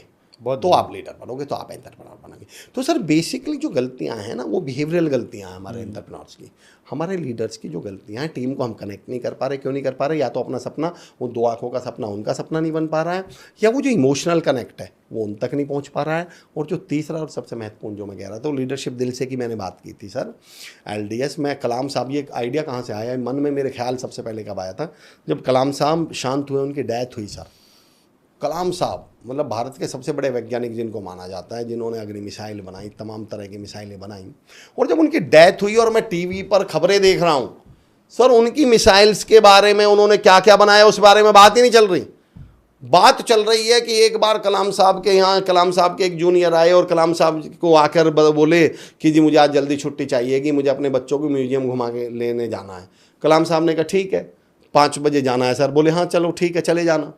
अब वैज्ञानिक तो वैज्ञानिक होते हैं सर, वो वैज्ञानिक जो उनके जूनियर थे काम पे लग गए।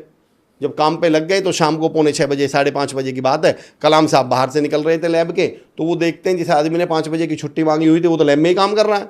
वैज्ञानिक है वो तो लग गए अपने काम में सर, दीवाने लोग होते हैं। अब कलाम साहब ने सोचा रहे यार इसे तो अपने बच्चे घुमा के लाने थे, पर कलाम साहब समझ गए अब मैं कहूँगा चला जा तो ये जाएगा नहीं, इसे लगा ना, नहीं सर काम कर लेता हूँ। खैर शाम को अचानक वो आदमी 7:30 पौने 8 बजे फ्री हुआ सर। 8 बजे वो वैज्ञानिक जो थे, उनके जूनियर जो थे, और उसे याद आ रहा है यार बच्चों को प्रॉमिस किया था, बच्चे तो बुरा मानेंगे, बच्चे बड़े दुखी होंगे, बड़े यार मैंने बहुत गलत किया। उसे गिल्ट फील होने लगा। वो साहब अपने घर पहुँचे 9, सवा 9 बजे, बड़ा बैल बजाई, दरवाज़ा खुला, बड़े उदास थे, बड़े बोले यार, अपनी वाइफ से बोले बच्चे कहाँ? बोले वो बच्चे तो दोनों सो रहे हैं। बोले आज इतनी जल्दी सो गए? और मुझे बड़ा दुख हो रहा था। बोले बच्चे आज थक गए थे ना बहुत ज़्यादा, वो जो तुमने आदमी भेजा था ना जो इन्हें म्यूजियम घुमा के लाया था, तो इन्हें सारा म्यूजियम घुमाया उसने। और वो बोले म्यूजियम मैंने किसको भेजा था? बाद में पता चला कलाम साहब उसके बच्चों को म्यूजियम घुमा के लाए थे। अरे वाह। कलाम साहब ने कहा कि अब ये तो खुद तो जाएंगे नहीं। कलाम साहब उनके घर गए, बच्चों को घुमाने ले गए। बच्चों क्यों? प्रॉमिस ना खत्म। मेरी टीम के एक व्यक्ति ने अपने बच्चों से क्योंकि कमिटमेंट कर दिया है, तो इसका कमिटमेंट गलत ना हो जाए। यहाँ तो सही बताएं, हमारा एम्प्लॉय अगर ये कह दे बच्चों को घुमाने ना, या तो बच्चे घुमा लो या कंपनी देख लो, ये यही काम करते।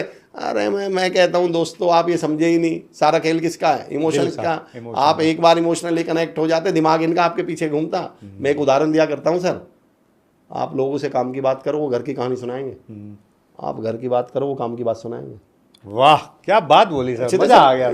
आपके घर एक प्लम्बर काम कर रहा है, शाम के 5 बजे, 5:30 बजे, और वो निकल रहा है। आप उसे बोले अरे यार ये टोटी और ठीक कर दे यार, ये लीक हो रही है। अरे साहब मुझे घर जाना है यार, मम्मी की तबीयत खराब है, मुझे उन्हें आप काम की बात करो, वो घर की कहानी सुनाएगा। मैं चैलेंज करता हूं सर, शाम को 5 बजे जाते समय अगले दिन आप उससे पूछ लेना, मम्मी ठीक तो है? तू एक काम कर, अभी तू जल्दी निकल जा, कल कर लेंगे काम को, तू छोड़ तू। अरे साहब नहीं 10 मिनट का काम है, कर ही देता हूँ, क्यों परेशान हो गए आप भी सर। अरे नहीं यार तू मम्मी को दवाई नहीं, तू जा मैं देख लूँ, ये तो हो जाए, कल भी हो जाए। अरे नहीं सर कैसी बात कर रहे हो, बच्चों को उठना पड़ता है और सुबह फिर ठंडा पानी रहेगा गर्म। आप उसके घर की पूछो, वो आपके घर की बताए, वो काम की बात करेगा। हम ये समझ ही नहीं पा रहे, और हम अपने आप को लीडर, हमें क्या लग रहा मुझे तो काम चाहिए। मैंने कहा झूठ बोल रहे हो, आपको काम चाहिए ही नहीं। चीते सर एक अलग बात कह रहा हूँ, शायद उसको कितना कनेक्ट कर पाएंगे लोग। जो 24 घंटे काम की बात करता हूँ ना सर, मैं लिख के देता हूँ, वो काम की बात नहीं कर रहा। हाँ नहीं करता। ये जितने लोग आपको 24 घंटे डायलॉग मारते मिल जाए ना कि मुझे तो काम से मतलब है, मैं तो काम से मतलब, मैंने कहा तुम्हें काम से ही मतलब नहीं है।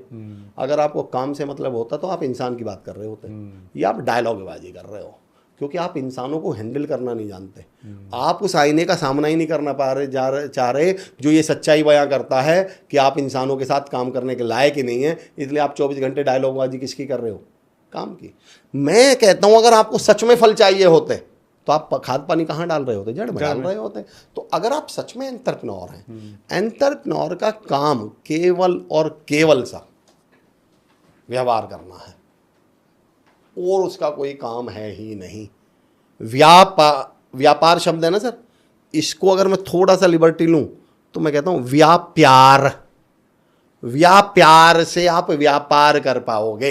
जिस दिन आपने प्यार करना शुरू कर दिया अपने एम्प्लॉयज से, अपने लोगों से, अपने साथियों से। गलती हम लोगों की भी नहीं है सर, हमें ट्रेनिंग ऐसी दी गई है, हमारी जो मेंटालिटी है, आप कभी नोटिस करना कैसी है। हमने एक एम्प्लॉय रख लिया, सेल्स के लिए दुकान पर, कपड़े की दुकान है रेडीमेड की, और लड़का रख लिया दुकान पे जो कपड़े दिखाता है क्लाइंट को, कस्टमर को। और दोपहर में अभी 12-1 बज रहे हैं और 2 घंटे दोपहर है, धूप है, अब कोई क्लाइंट तो आने वाला, कस्टमर नहीं आने वाला। पर हम किस मेंटेलिटी के मालिक हैं, हम किस मेंटेलिटी के खड़ा रहा है बस तो। खड़ा सर, अब उससे जाले झड़वाएंगे। अब उससे हमें ऐसा लगता है कि जो 10,000 रुपये में ऐसा दे रहा हूँ इसे निचोड़ लूँ, अगर ये 2 घंटा खाली रह गया तो 1 मिनट भी खाली अब तो खाली रह गया तो मेरा लॉस हो रहा है। मैं कहता हूँ साहब, अगर इस 2 घंटे में आपने इस लड़के से एक बार कह दिया होता कि बेटा एक काम कर, आराम से लंच कर ले और तू आधा घंटा रेस्ट कर ले, फिर जब 3 बजे के बाद ग्राहक आते, ये तूफान बना देता आपकी दुकान को, सेल्स को। सही बात है। पर आपको तो क्या लग रहा है, निचोड़ लूं। आपको लग रहा है एक्चुअली हम लोगों की पता नहीं ट्रेनिंग किस तरह की हुई है, मेंटलिटी। मेरे पापा जी हमें टैपिंग पे, मेरे पापा जी एक लाइन कहते थे कि पता नहीं किसने हमें ये सिखा दिया कि मिलावट करोगे तो ज़्यादा कमा लोगे। बोले यार एक बार हमारा ढाबा था सर, महाराजा होटल के नाम से, चिरोड़ी में ही हमारा एक ढाबा था सर। तो पापा जी कहते थे यार मान लो हम 10 लीटर दूध में 5 लीटर पानी मिला दें, 10 लीटर दूध में 5 लीटर पानी मिला दें, कुछ तो 10 लीटर भी मिलाते हैं। तो पता नहीं हमें किसने सिखा रखा है। बोले यार हमें ज़्यादा पैसे बचेंगे। बोले यार मुझे एक बात बताओ, मैं मान लेता हूं कि मिलावट करने से तुम्हें चाय पर 2 रुपए बच रहे हैं, 5 बच रहे हैं, पर बोले फिर तुम्हारी चाय भी तो 100 ही बिक रही है, तो शाम तक टोटल इनकम कितनी हुई तुम्हारी? 100 चाय के हिसाब से 100 चाय की 5 रुपए बचे थे, कितनी इनकम हुई? 500 रुपए। 500 रुपये। अरे बोले प्योर पिलाते तुम्हें 2 ही रुपए बचते, पर चाय भी तो 500 बिकती, फिर तो कमाते तो अल्टीमेटली आप कितना? 500 1000 रुपए कमाते ना। 1000 रुपए कमाते। अब तो हमें पता नहीं किसने फितूर घुमा रखा है कि ये जो 10,000 मैं इसको एम्प्लॉय को दे रहा हूँ, अगर मैं इससे 24 घंटे काम करवा लूंगा, 18 घंटे काम कर लूंगा तो मैंने 10,000 वसूल लिए। मैं आज तक नहीं समझा आपने 10,000 का आदमी 10,000 वसूलने के लिए रखा था क्या, या 1 लाख रुपए कमाने के लिए रखा था? आप इस बात में खुश हो कि 10,000 के आदमी को 10,000 वसूल लिए। पता ये कैसी किस्सा है, मैं एक बार अपने घर के बाहर खड़ा हुआ था, कनेक्ट करूंगा इससे। एक लड़का पैदल साइकिल लेके भाग रहा था, तो मैंने कहा तू साइकिल पे चढ़ क्यों नहीं जाता? बोले भैया टाइम नहीं है, जल्दी में हूं। उसे लग रहा था कि जो साइकिल पे चढ़ने में 3 सेकंड लगेंगे इन्हें बचा लूं। मैं कहता हूं बेवकूफ, वो जो 3 सेकंड साइकिल पे चढ़ने में लगेंगे वो तुम्हारे 30 मिनट भी तो बचाएंगे। ये जो आप अपने इस एम्प्लॉय को आधा घंटा का रेस्ट दे रहे हो ना, ये आपकी सेल्स बढ़ा देगा 10 गुना, बहुत बढ़िया, 4 गुना सेल्स बढ़ा देगा। इसका क्लाइंट के प्रति बिहेवियर बदल जाएगा। पर आपने उसको निचोड़ने के चक्कर में अब उसको आपके बारे में उसकी क्या रहा है, यार ये मालिक मुझे बहुत तंग करता है, बहुत चूसता है। अब उस आदमी के पास तुम्हें तंग करने का रास्ता क्या है बताइए? एक ही है, काम ना करना, वो काम ना होने दे। हाँ। काम ना करे और काम होने ना दे, कपड़े बिकने ना दे, सामान आपका बिकने ना दे, तो वो अपना आपका सही काम, वो गलत काम नहीं कर रहा, अब वो सही वाला काम कर रहा है आपका काम ना होने के देने। तो मेरा जो बिहेवियरल पार्ट है, जो मैं इसमें बात कर रहा हूँ कि अपने लोगों को जिस दिन आपने प्यार करना शुरू कर दिया, और प्यार करने का सबसे आसान तरीका बताऊं sir, praise them, appreciate them. हमारे यहाँ बहुत चालाकी के साथ सर, मैं टैपिंग विषय पे काम कर रहा हूँ, एक आपने बोला क्रेडिट देना, दूसरा आपने बोला अप्रिशिएट करते हैं, अप्रिशिएट करना और दिल से इमोशनली कनेक्ट रहे। एक फार्मूला अगर इसको मैं बनाऊं सर, मैंने एक लैब फार्मूला बनाया, लेकिन लैब क्योंकि मैं डिस्कस कर चुका हूं तो एक नया फार्मूला देता हूं, कैप, CAP। भाई गर्मी से बचने का तरीका क्या है? टोपी ओढ़ लो। तो बारिश से बचने का कुछ ढक लो। मतलब आप अगर अपने बिजनेस में गर्मी से बचना चाहते हैं तो आप कैप ओढ़ लीजिए। कैप क्या, सी मतलब क्रेडिट दे दीजिए।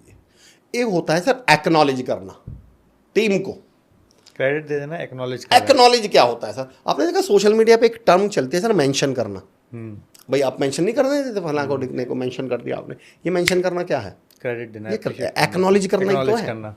बस आप अभी देखिए सर, इस पूरे पॉडकास्ट में अगर आपने गौर किया हो तो मैंने 3, मतलब आप तो खैर मेरे लिए बहुत मायने रखते हैं, लेकिन फिर भी सिर्फ एग्जांपल दे रहा हूँ। मैंने 2 बार आपके बारे में मैंने ये भी कहा कि सर ऐसे, सर ने ये, सर की सोच ऐसी। सर मैं कर क्या रहा था उस समय सर? एक्नॉलेज ही तो कर रहा हूँ मैं आपको। बराबर। इवन मैं और आपने 2-3 बार सुनने वालों से भी क्या कहा, अगर इस विषय पे कुछ हो, हमने उस समय उन्हें क्या कर दिया, मेंशन। उन्हें लगा यार इस पूरे प्रोग्राम में हम भी हैं, हम भी कहीं हैं। एक्नॉलेज क्या होता है सर? एक्नॉलेज में सिर्फ आपको सामने वाले को मेंशन कर देना होता है। आपको कभी अपनी टीम के बारे में इतना ही तो बोलना होता है, यार एक दिन दुर्वेश भाई ने मुझे एक आइडिया दिया। आदमी एक्चुअली सही बताऊं सर, 90% लोग डरे हुए और कमजोर लोग हैं। उन्हें ऐसा लगता है दूसरे का नाम लेते ही क्रेडिट उस पर ना चला जाए। हम अंदर से बहुत घबराए हुए और डरे हुए लोग हैं, और डरा हुआ आदमी, कमजोर आदमी दूसरे को क्रेडिट दे ही नहीं पाएगा, दे ही नहीं पाता। और जिस दिन आपने सिर्फ इतना कह दिया और कि कमजोर आदमी 100 करोड़ बना भी नहीं पाएगा। नहीं कह रहे, सवाल ही नहीं उठता सर। 100 करोड़ आदमी कमजोरों को मिल रहे हैं क्या 100 करोड़ रुपए? आप इसका तो मैं सिंपल उदाहरण दे रहा हूँ आपको। आप पॉलीथीन में सामान लाते होंगे तो आधे किलो की पॉलीथीन और 5 किलो की पॉलीथीन सेम होती है क्या? नहीं, अलग अलग होती। उसे अगर 5 किलो सब्जी आपको देनी है तो फिर पन्नी भी कौन से निकालेगा? वो मजबूत वाली। तो आप कमजोर पन्नी है, आपको 100 करोड़ कौन दे देगा यार? तो 100 करोड़ भर के भी लाने हैं तो पन्नी को मजबूत तो होना पड़ेगा, कमजोर लोगों को थोड़ी मिलती है सर। तो मेरा पॉइंट क्या है सर, अब जैसे ही मैंने बोला कि मैं, आप समझे नहीं, मैंने कहा था टीम का सपना। मैंने बोला यार दुर्वेश भाई ने मुझे एक आइडिया दिया था एक दिन, अगर हम ऐसा करें तो मजा आ जाए। आपको पता है मैंने क्या कर लिया? अब मैंने अब 2 बातें तय कर ली कि एक तो मैं पूरी जान लगाऊंगा इस आइडिया के पीछे, एक दुर्वेश भाई पूरी आइडिया के पीछे जा। क्यों? अब ये आइडिया मेरा बच्चा कहाँ? अब तो दुर्वेश भाई को लग रहा है कि यार अगर भाई साहब ये फेल हो गया तो आइडिया किसका? कंपनी का फेल थोड़ी हुआ, मालिक का थोड़ी फेल हो रहा है। फेल किसका हो रहा है? दुर्वेश भाई का। अब आपको तीसरे दिन एक बात और कह देनी है, यार मुझे एक दिन आशीष सर और आए, बोले सर अगर हम दुर्वेश भाई के इस आइडिया पर ऐसे काम कर लें फिर तो मजा आ जाए। अब भाई ये किसका हो गया? अब ये आशीष भाई का और हो गया, अब ये दुर्वेश भाई का। उसके बाद आपको तो आराम करना है। मैं कनेक्ट के ऊपर एक उदाहरण देता हूँ सर, कि मैंने क्या यार, मतलब ये सब बात बोल के आप मेरा एग्जांपल तो नहीं ले रहे हो, मतलब मुझे समझा रहे हो कि सर आप ऐसे ही कुछ कुछ करते रहते हैं। मैं एक्चुअली एग्जांपल लास्ट में खत्म ही आप पे होना है, ये खत्म ही आप पे जाकर होगा। इस पॉइंट मैं कनेक्ट की ताकत बताता हूँ सर। लीडर्स और एंटरप्रेन्योर एक बात जो हम समझ नहीं पा रहे हैं, हम लोग कहते हैं लीडर और मैनेजर में अंतर क्या है। मैं इस उदाहरण से समझा देता हूँ सर क्या अंतर होता है लीडर में और मैनेजर में, क्या अंतर होता है। सर मुझे दूध की दही जमानी है, दूध की दही जमाने के लिए मुझे उसमें क्या डालना पड़ेगा?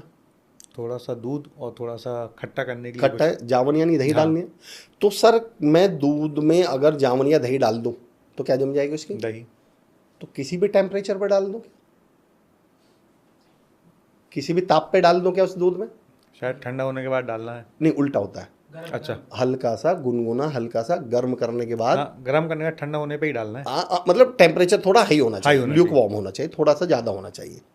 मेरा सवाल समझिएगा सर, 90% एंटरप्रेन्योर गलती क्या है? इस दूध की जगह टीम रख लीजिए, ठीक है, ठंडी दूध में जावन डाल रहे हैं, मतलब ठंडी टीम पे जावन डाल रहे हैं, दही नहीं जम रहा तो और सारी रात उससे क्या कह रहे हैं? दूध से जम जा जम जा जम जा। मैंने कहा भाई साहब अब दूध की दही का तो पता नहीं, पर दिमाग की दही जरूर जम जाएगी।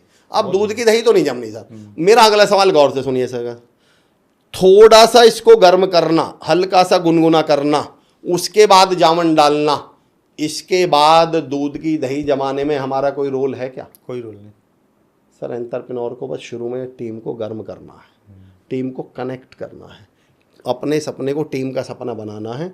उसके बाद आपका कोई तो लीडर कौन है सर? लीडर वो है जो शुरू में इस दूध को हल्का सा गर्म कर ले। और मैनेजर कौन है? ठंडे दूध में जावन डाले और फिर सारी रात उनसे लड़ता रहे, झगड़ता रहे, दही जम दही जम दही जम।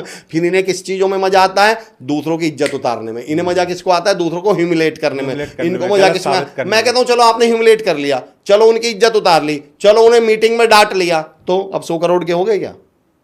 अब आपकी कंपनी नंबर 1 हो गई क्या? तो आप अपने आप से पूछिए, आपने 10-5 करोड़ जो इन्वेस्ट किए हैं वो 4 लोगों को पकड़ के उनको पब्लिकली ह्यूमिलेट करने के लिए किए हैं क्या? आपको अपने टारगेट पूछने। मैंने एक अलग टॉपिक पे ले जा रहा हूँ सर। मैंने एक थॉट दिया था कि मैंने कहा गारंटी देता हूँ इस पृथ्वी पर सर कोई इंसान आज तक अपने पर्पस में फेल नहीं हुआ। मैं फिर रिपीट कर रहा हूँ सर, मैं चैलेंज कहता हूँ कि इस धरती पर आज तक कोई भी इंसान अपने पर्पस में फेल नहीं हुआ। तो मैं एक सेशन में ऐसा बोल रहा था, एक लड़का खड़ा हुआ, बोला नहीं सर ऐसी बात तो नहीं है, मेरा दोस्त तो 12वीं में फेल हो गया था। मैंने कहा एक बात बता, वो स्कूल टाइम पे जाता था क्या? बोले नहीं सर वो तो टाइम पे कभी गया ही नहीं। मैंने कहा क्लास में ध्यान से पढ़ता था क्या? अरे बोले सर उसने कभी क्लास में ध्यान ही नहीं दिया। मैंने घर आके होमवर्क करता था क्या?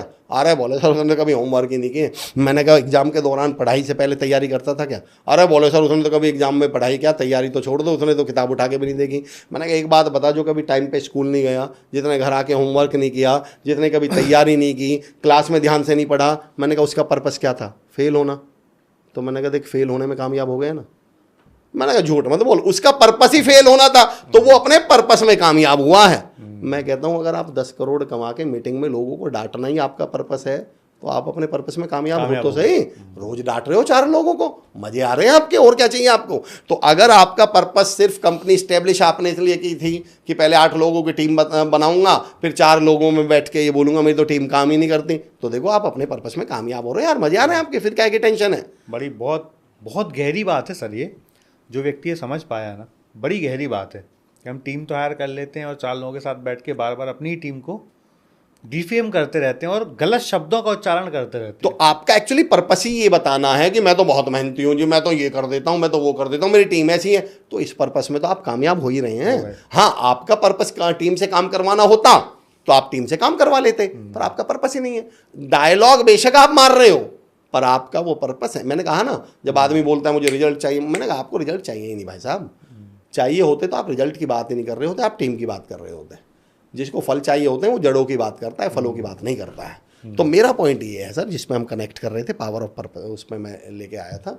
और जिस विषय पर हम जा रहे थे, आपका जो सवाल था सर, वो मुद्दा ये था कि आपको क्या करना है, एक्नॉलेज करना है।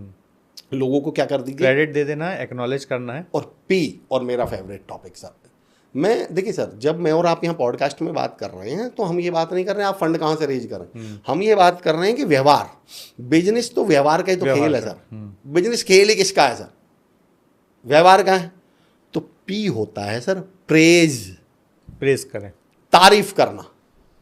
और बड़ी चालाकी के साथ सर, मैंने जो टैपिंग पे बात की थी, बड़ी चालाकी के साथ समाज के तौर पर हमारे दिमाग में ये बात बैठा दी गई है।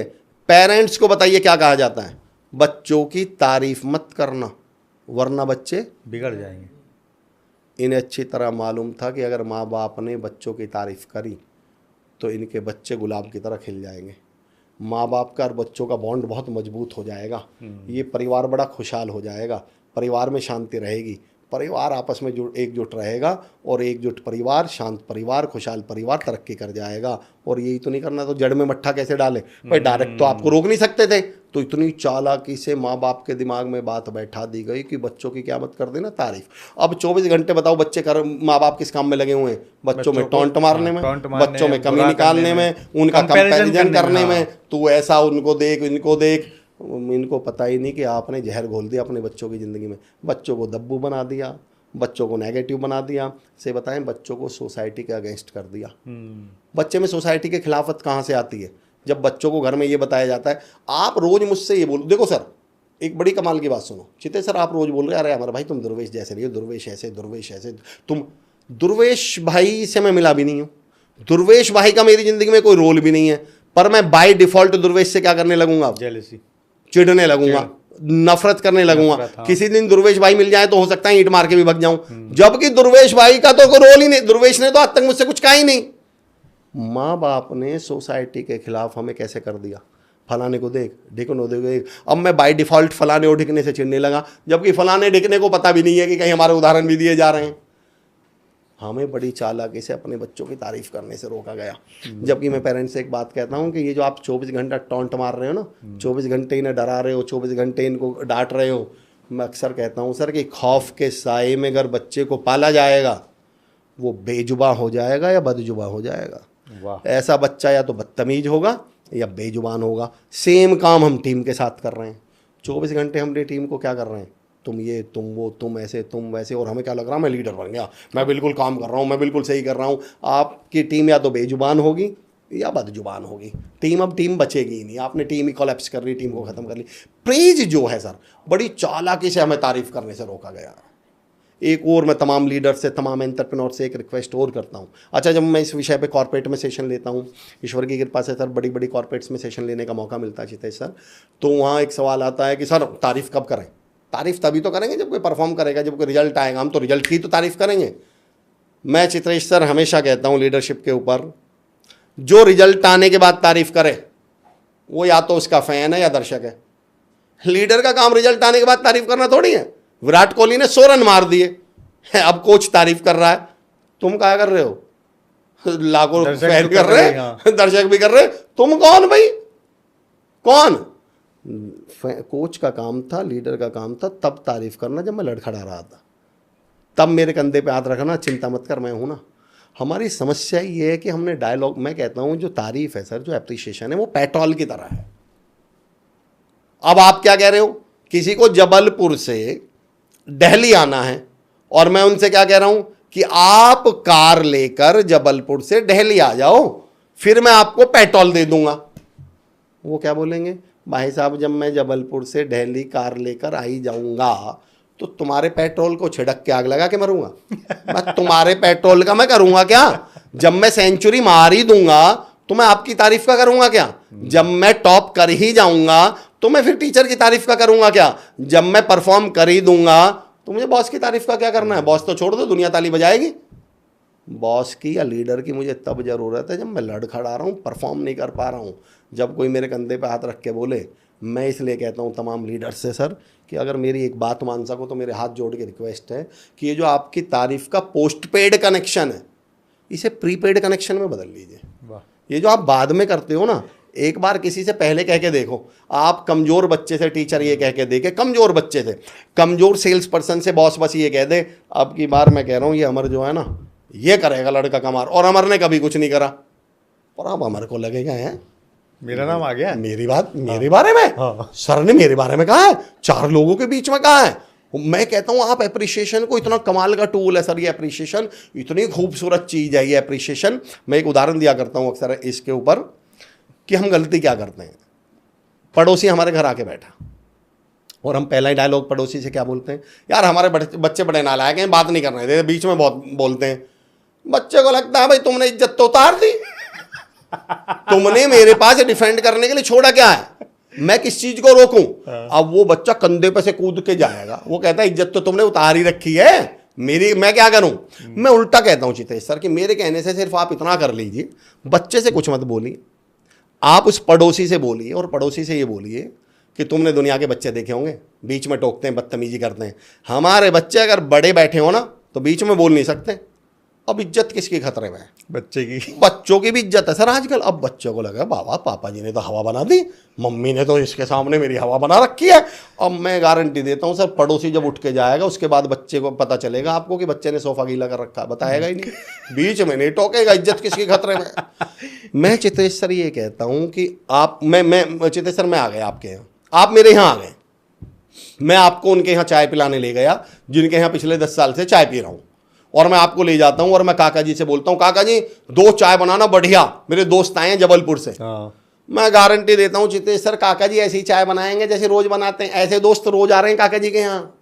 मैं कहता हूं मेरे कहने से उल्टा करो, काका जी से कुछ मत कहो, आप तो अपने दोस्त से बोलो, चितेश सर से बोलूंगा मैं, और काका जी तक बस आवाज जानी चाहिए कि चितेश सर आप बड़ी चाय की तारीफ करते हैं, जबलपुर की चाय, जबलपुर की चाय।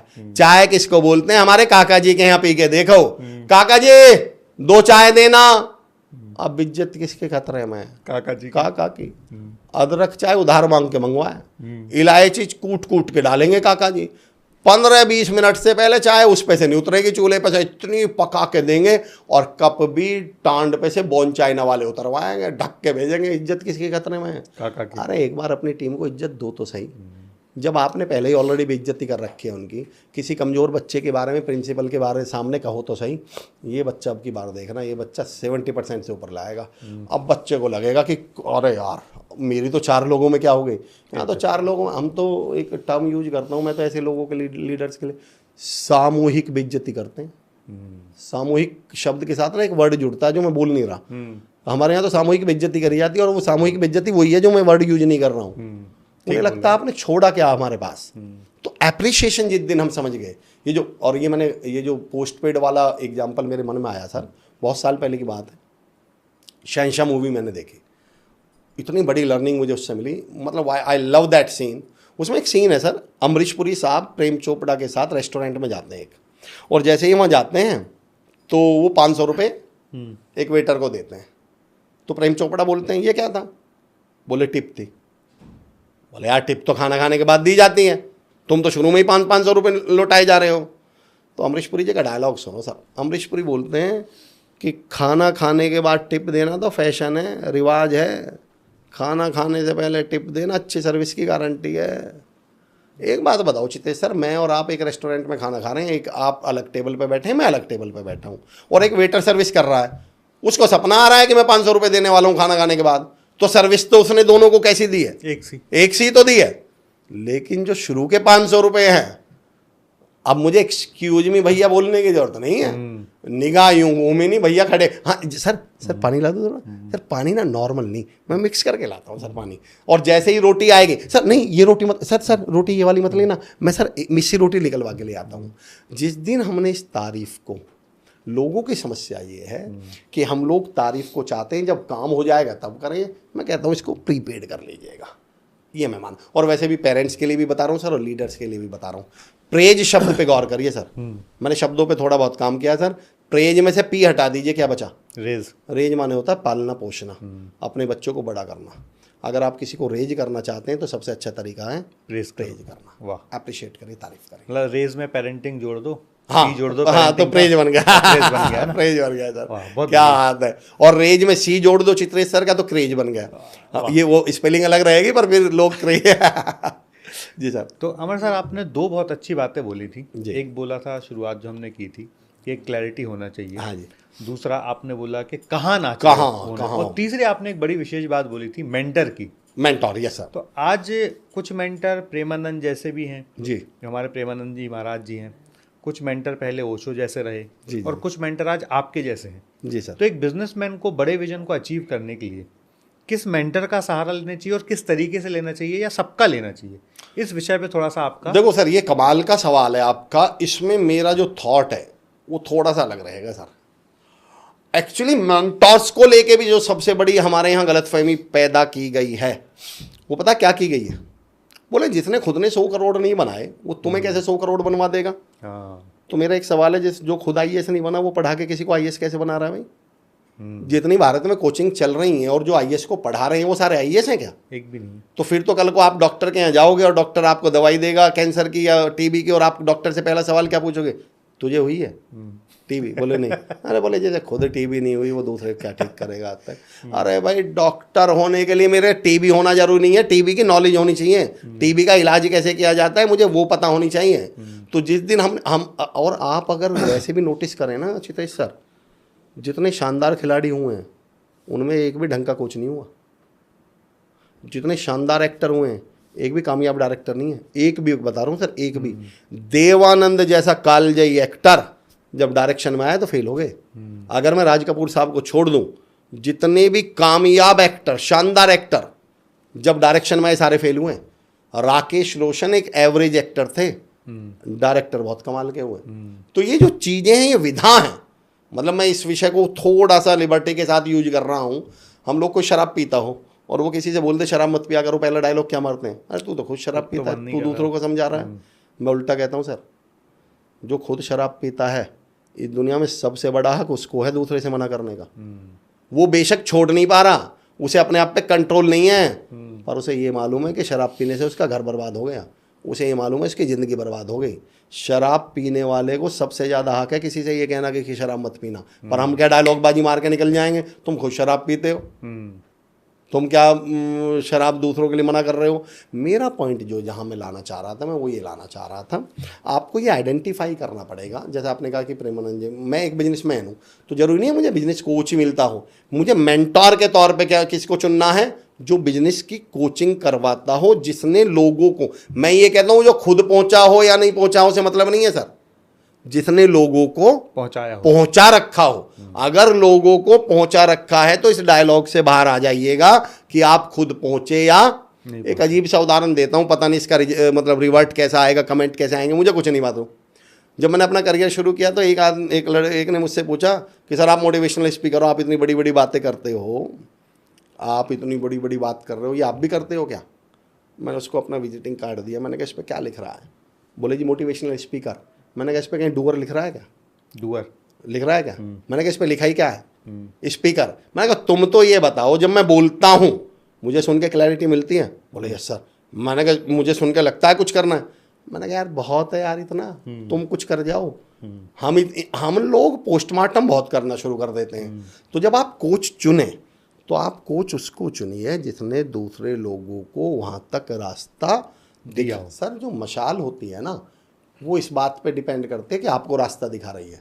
आप मशाल से ये सवाल पूछोगे क्या, तुम खुद कहीं गई हो क्या? अरे मशाल खुद थोड़ी कहीं जाएगी, मशाल आपको रास्ता दिखा रही है ना। कल को आप सड़क से पूछने लगो तुम कहीं गई हो क्या, सड़क नहीं गई, आपको तो ले जा रही हैं। तो जो कोच है वो होना चाहिए जिसमें आपको ऐसी क्षमताएं दिखती हों कि वो औरों को लेके गया है और आपको भी लेकर जा सकता है। चाणक्य का भी राजा नहीं बना करते सर, चाणक्य राजा बनाते हैं। आप चाणक्य से ये सवाल करके चाणक्य को भी फेल सिद्ध कर दोगे फिर तो आपको। चाणक्य ने चंद्रगुप्त से कहा होगा मैं तुम्हें राजा बनाऊंगा, तो चंद्रगुप्त ने पलट के क्या पूछा होगा, तू राजा है, तो खुद राजा क्यों नहीं बन जा। ये कोई लॉजिक है, ये कोई सवाल का जो बात है क्या। तो मैं ये कहता हूँ जब आप मेंटोर चुने तो बस एक पॉइंट का ध्यान रखिएगा, क्या इस मेंटोर के अंदर दूसरे को मोटिवेट करने की क्षमता है, क्या ये मेंटोर अपनी आंखों के सपने दूसरों की आंखों में ट्रांसफ़र करना जानता है, और क्या ये मेंटोर में गाइड करने की क्षमता है। और अगर ये है, या तो उन्होंने पहले किसी को पहुंचाया हो, और मैं कहता हूं पहले भी ना पहुंचा रखा हो, पर आपको अगर क्षमता नज़र आती हो, आपको ताकत नज़र आती हो, तो आप उनको कोच के तौर पे चुन लीजिएगा। उनको कोच के तौर पे चुनिएगा, बाकियों को इंस्पिरेशन के तौर पे चुनिएगा। वाह, बहुत बढ़िया। ऐसा नहीं है कि बस एक ही कोच हो गया जी, मेरे हो सकते हैं सर, आप कोच हैं, आप मुझे गाइड कर रहे हैं, पर मैं आपने नाम लिए हैं तो इसलिए मैं कह रहा हूँ, पर मैं प्रेमानंद जी महाराज की बात सुन, जरूरी थोड़ी प्रेमानंद जी महाराज बिजनेस पे बोलेंगे, प्रेमानंद जी महाराज प्रेम पे बोलेंगे ना, प्रेमानंद जी महाराज व्यवहार पे बोलेंगे ना, और वो प्रेम व्यवहार में किससे करूंगा, अपनी टीम से, और उससे मेरा क्या बढ़ेगा, बिजनेस बढ़ने वाला है। चीज़ें ऐसे ही तो बढ़ती है सर। मैं एक थ्योरी है सर, उसे अलग तरह से कनेक्ट कर रहा हूँ। मेरा अपनी थ्योरी ये मानना है सर, दुनिया में कोई भी चीज़ अकेले नहीं आती, दुनिया में कोई भी चीज़ अकेले नहीं आती। इंसान तो अकेले ही आता है। दो लोगों की मेहनत से और दो लोगों के प्यार से। हाँ आके पॉइंट आपका सही था। अच्छा, पर मेरा पॉइंट क्या था सर, आप एक गांव में सड़क बनवा दो, सिर्फ सड़क बनवाओ और कुछ मत बनवाओ। आप 6 महीने बाद आइएगा, वहाँ स्कूल आ चुका होगा। आप 6 महीने बाद आइएगा, वहाँ हॉस्पिटल आ चुका होगा। आप 6 महीने बाद आइए, वहाँ स्कूल खुल चुका हो। वो सड़क अकेले नहीं आई है सर, तरक्की के रास्ते लाइए, वो तरक्की के रास्ते लाइए। आप एक बच्चे को हाथ पैर के जूते दिलवा दो। अब आपने क्या दिलवाया, जूते। आपने केवल जूते नहीं दिलवाए हैं। आप 6 महीने बाद मिलना, वो बच्चा दौड़ के फिट हो गया होगा। आप 6 महीने बाद मिलना, उस दौड़ने, जिम के बारे में एक उदाहरण दिया जाता है सर, जब आप जिम जाते हैं तो केवल बॉडी नहीं बन रही होती, ट्रांसफॉर्मेशन आ रहा होता है। और केवल बॉडी में ट्रांसफॉर्मेशन नहीं आ रहा होता, एक्चुअली जब आप 60 किलो का डंबल उठाते हैं और आपकी औकात 50 किलो की है, और आप जब 60 किलो का डंबल उठा रहे होते हैं, तो पता है मन में क्या चल रहा होता है कि यार जब मैं 60 किलो का डंबल उठा सकता हूं तो 100 करोड़ की कंपनी क्यों नहीं। एक्चुअली वो 60 किलो 100 करोड़ से कनेक्ट होते हैं। वो आपकी क्षमताओं को, ताकत को चैलेंज कर रहा है, उसका केवल शरीर से लेना देना नहीं है। दुनिया में कोई भी चीज़ अकेले नहीं आती सर। तो जब आप वो व्यवहार की बात सुनेंगे, प्रेम की बात सुनेंगे, आप स्किल्स की बात सुनेंगे, तो अल्टीमेटली काम कहाँ आएंगी, वो आपके बिजनेस में काम आएंगी, वो आपको तरक्की देने वाले हैं, कामयाब। बहुत बहुत बढ़िया। मैं 2 ही 3 प्रश्न पूछ पाया सर, पर 2-3 प्रश्न में आपने मुझे 100-200 प्रश्न और दे दिए। जी सर। तो मुझे लगता है कि ये पॉडकास्ट आपके साथ मुझे कई बार करना पड़ेगा। लोग तो बोलते हैं सेकंड पार्ट देखो, तो बताओ।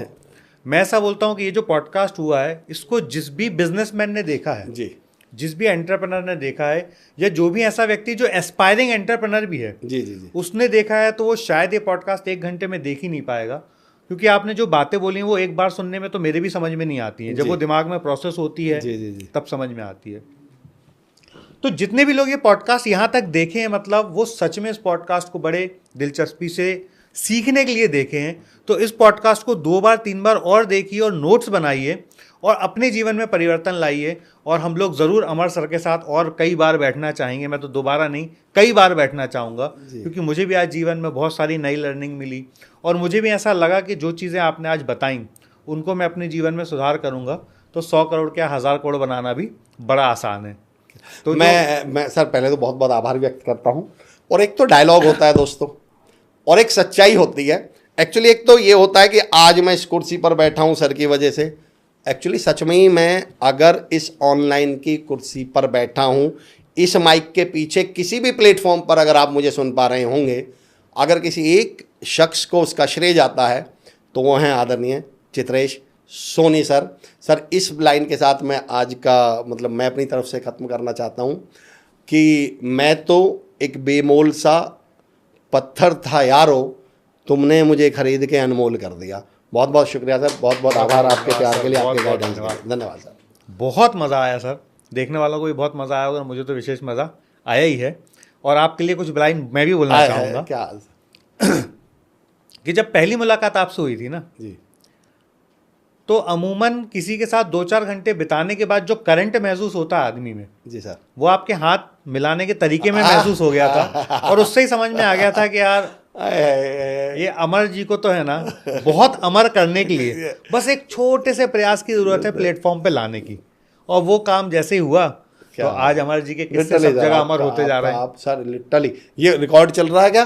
चल रहा है सर। सर मैं लिटरली बताना चाहता हूँ, और मैं ये चाहता हूँ, मेरी दिली तमन्नाओं में से एक तमन्ना है कि भगवान ऐसे प्लेटफॉर्म पे पहुँचाए, उस प्लेटफॉर्म पे जाके नाम ले तो कुछ बात बने, तो देखते हैं ईश्वर की कृपा रही तो मेरी बड़ी तमन्नाओं में से एक है भगवान इसलिए भी बड़ा प्लेटफॉर्म देना कि हम क्रेडिट उसको दे सकें जिसकी वजह से हम उस बड़े प्लेटफॉर्म पे जरूर होगा पहुंचे। सर बहुत बहुत धन्यवाद। तो यश जी ठीक रहा, सबसे बढ़िया। तो यदि सच में आपने यहाँ तक पॉडकास्ट देखा है, मतलब सच में आपको बिजनेस में बड़ा इंटरेस्ट है, और यदि आप सच में अपने टीम में वो प्यार बांटना चाहते हैं, तो उसके लिए आपको अमर जी जैसा एक ऐसा साथी चाहिए, एक ऐसा मेंटर चाहिए, एक ऐसा मोटिव एक्शनल ट्रेनर चाहिए जो आपकी टीम में प्यार बांटने में आपकी मदद कर सके, सहयोग कर सके। तो यदि आप अमर सर को अपने ट्रेनिंग प्रोग्राम में बुलाना चाहते हैं तो नीचे कमेंट पे बताइए, अमर सर के सारे चैनल की लिंक मैं आपको भेजता हूं, और ज़रूर एक बार बुलाइए, क्योंकि यही एक व्यक्ति हैं जो आपके मिशन को, आपका मिशन नहीं, आपकी टीम का मिशन बनाने में आपकी मदद कर सकते हैं। तो अमर जी से संपर्क करने के लिए नीचे दी हुई लिंक में फॉर्म ज़रूर भरिए।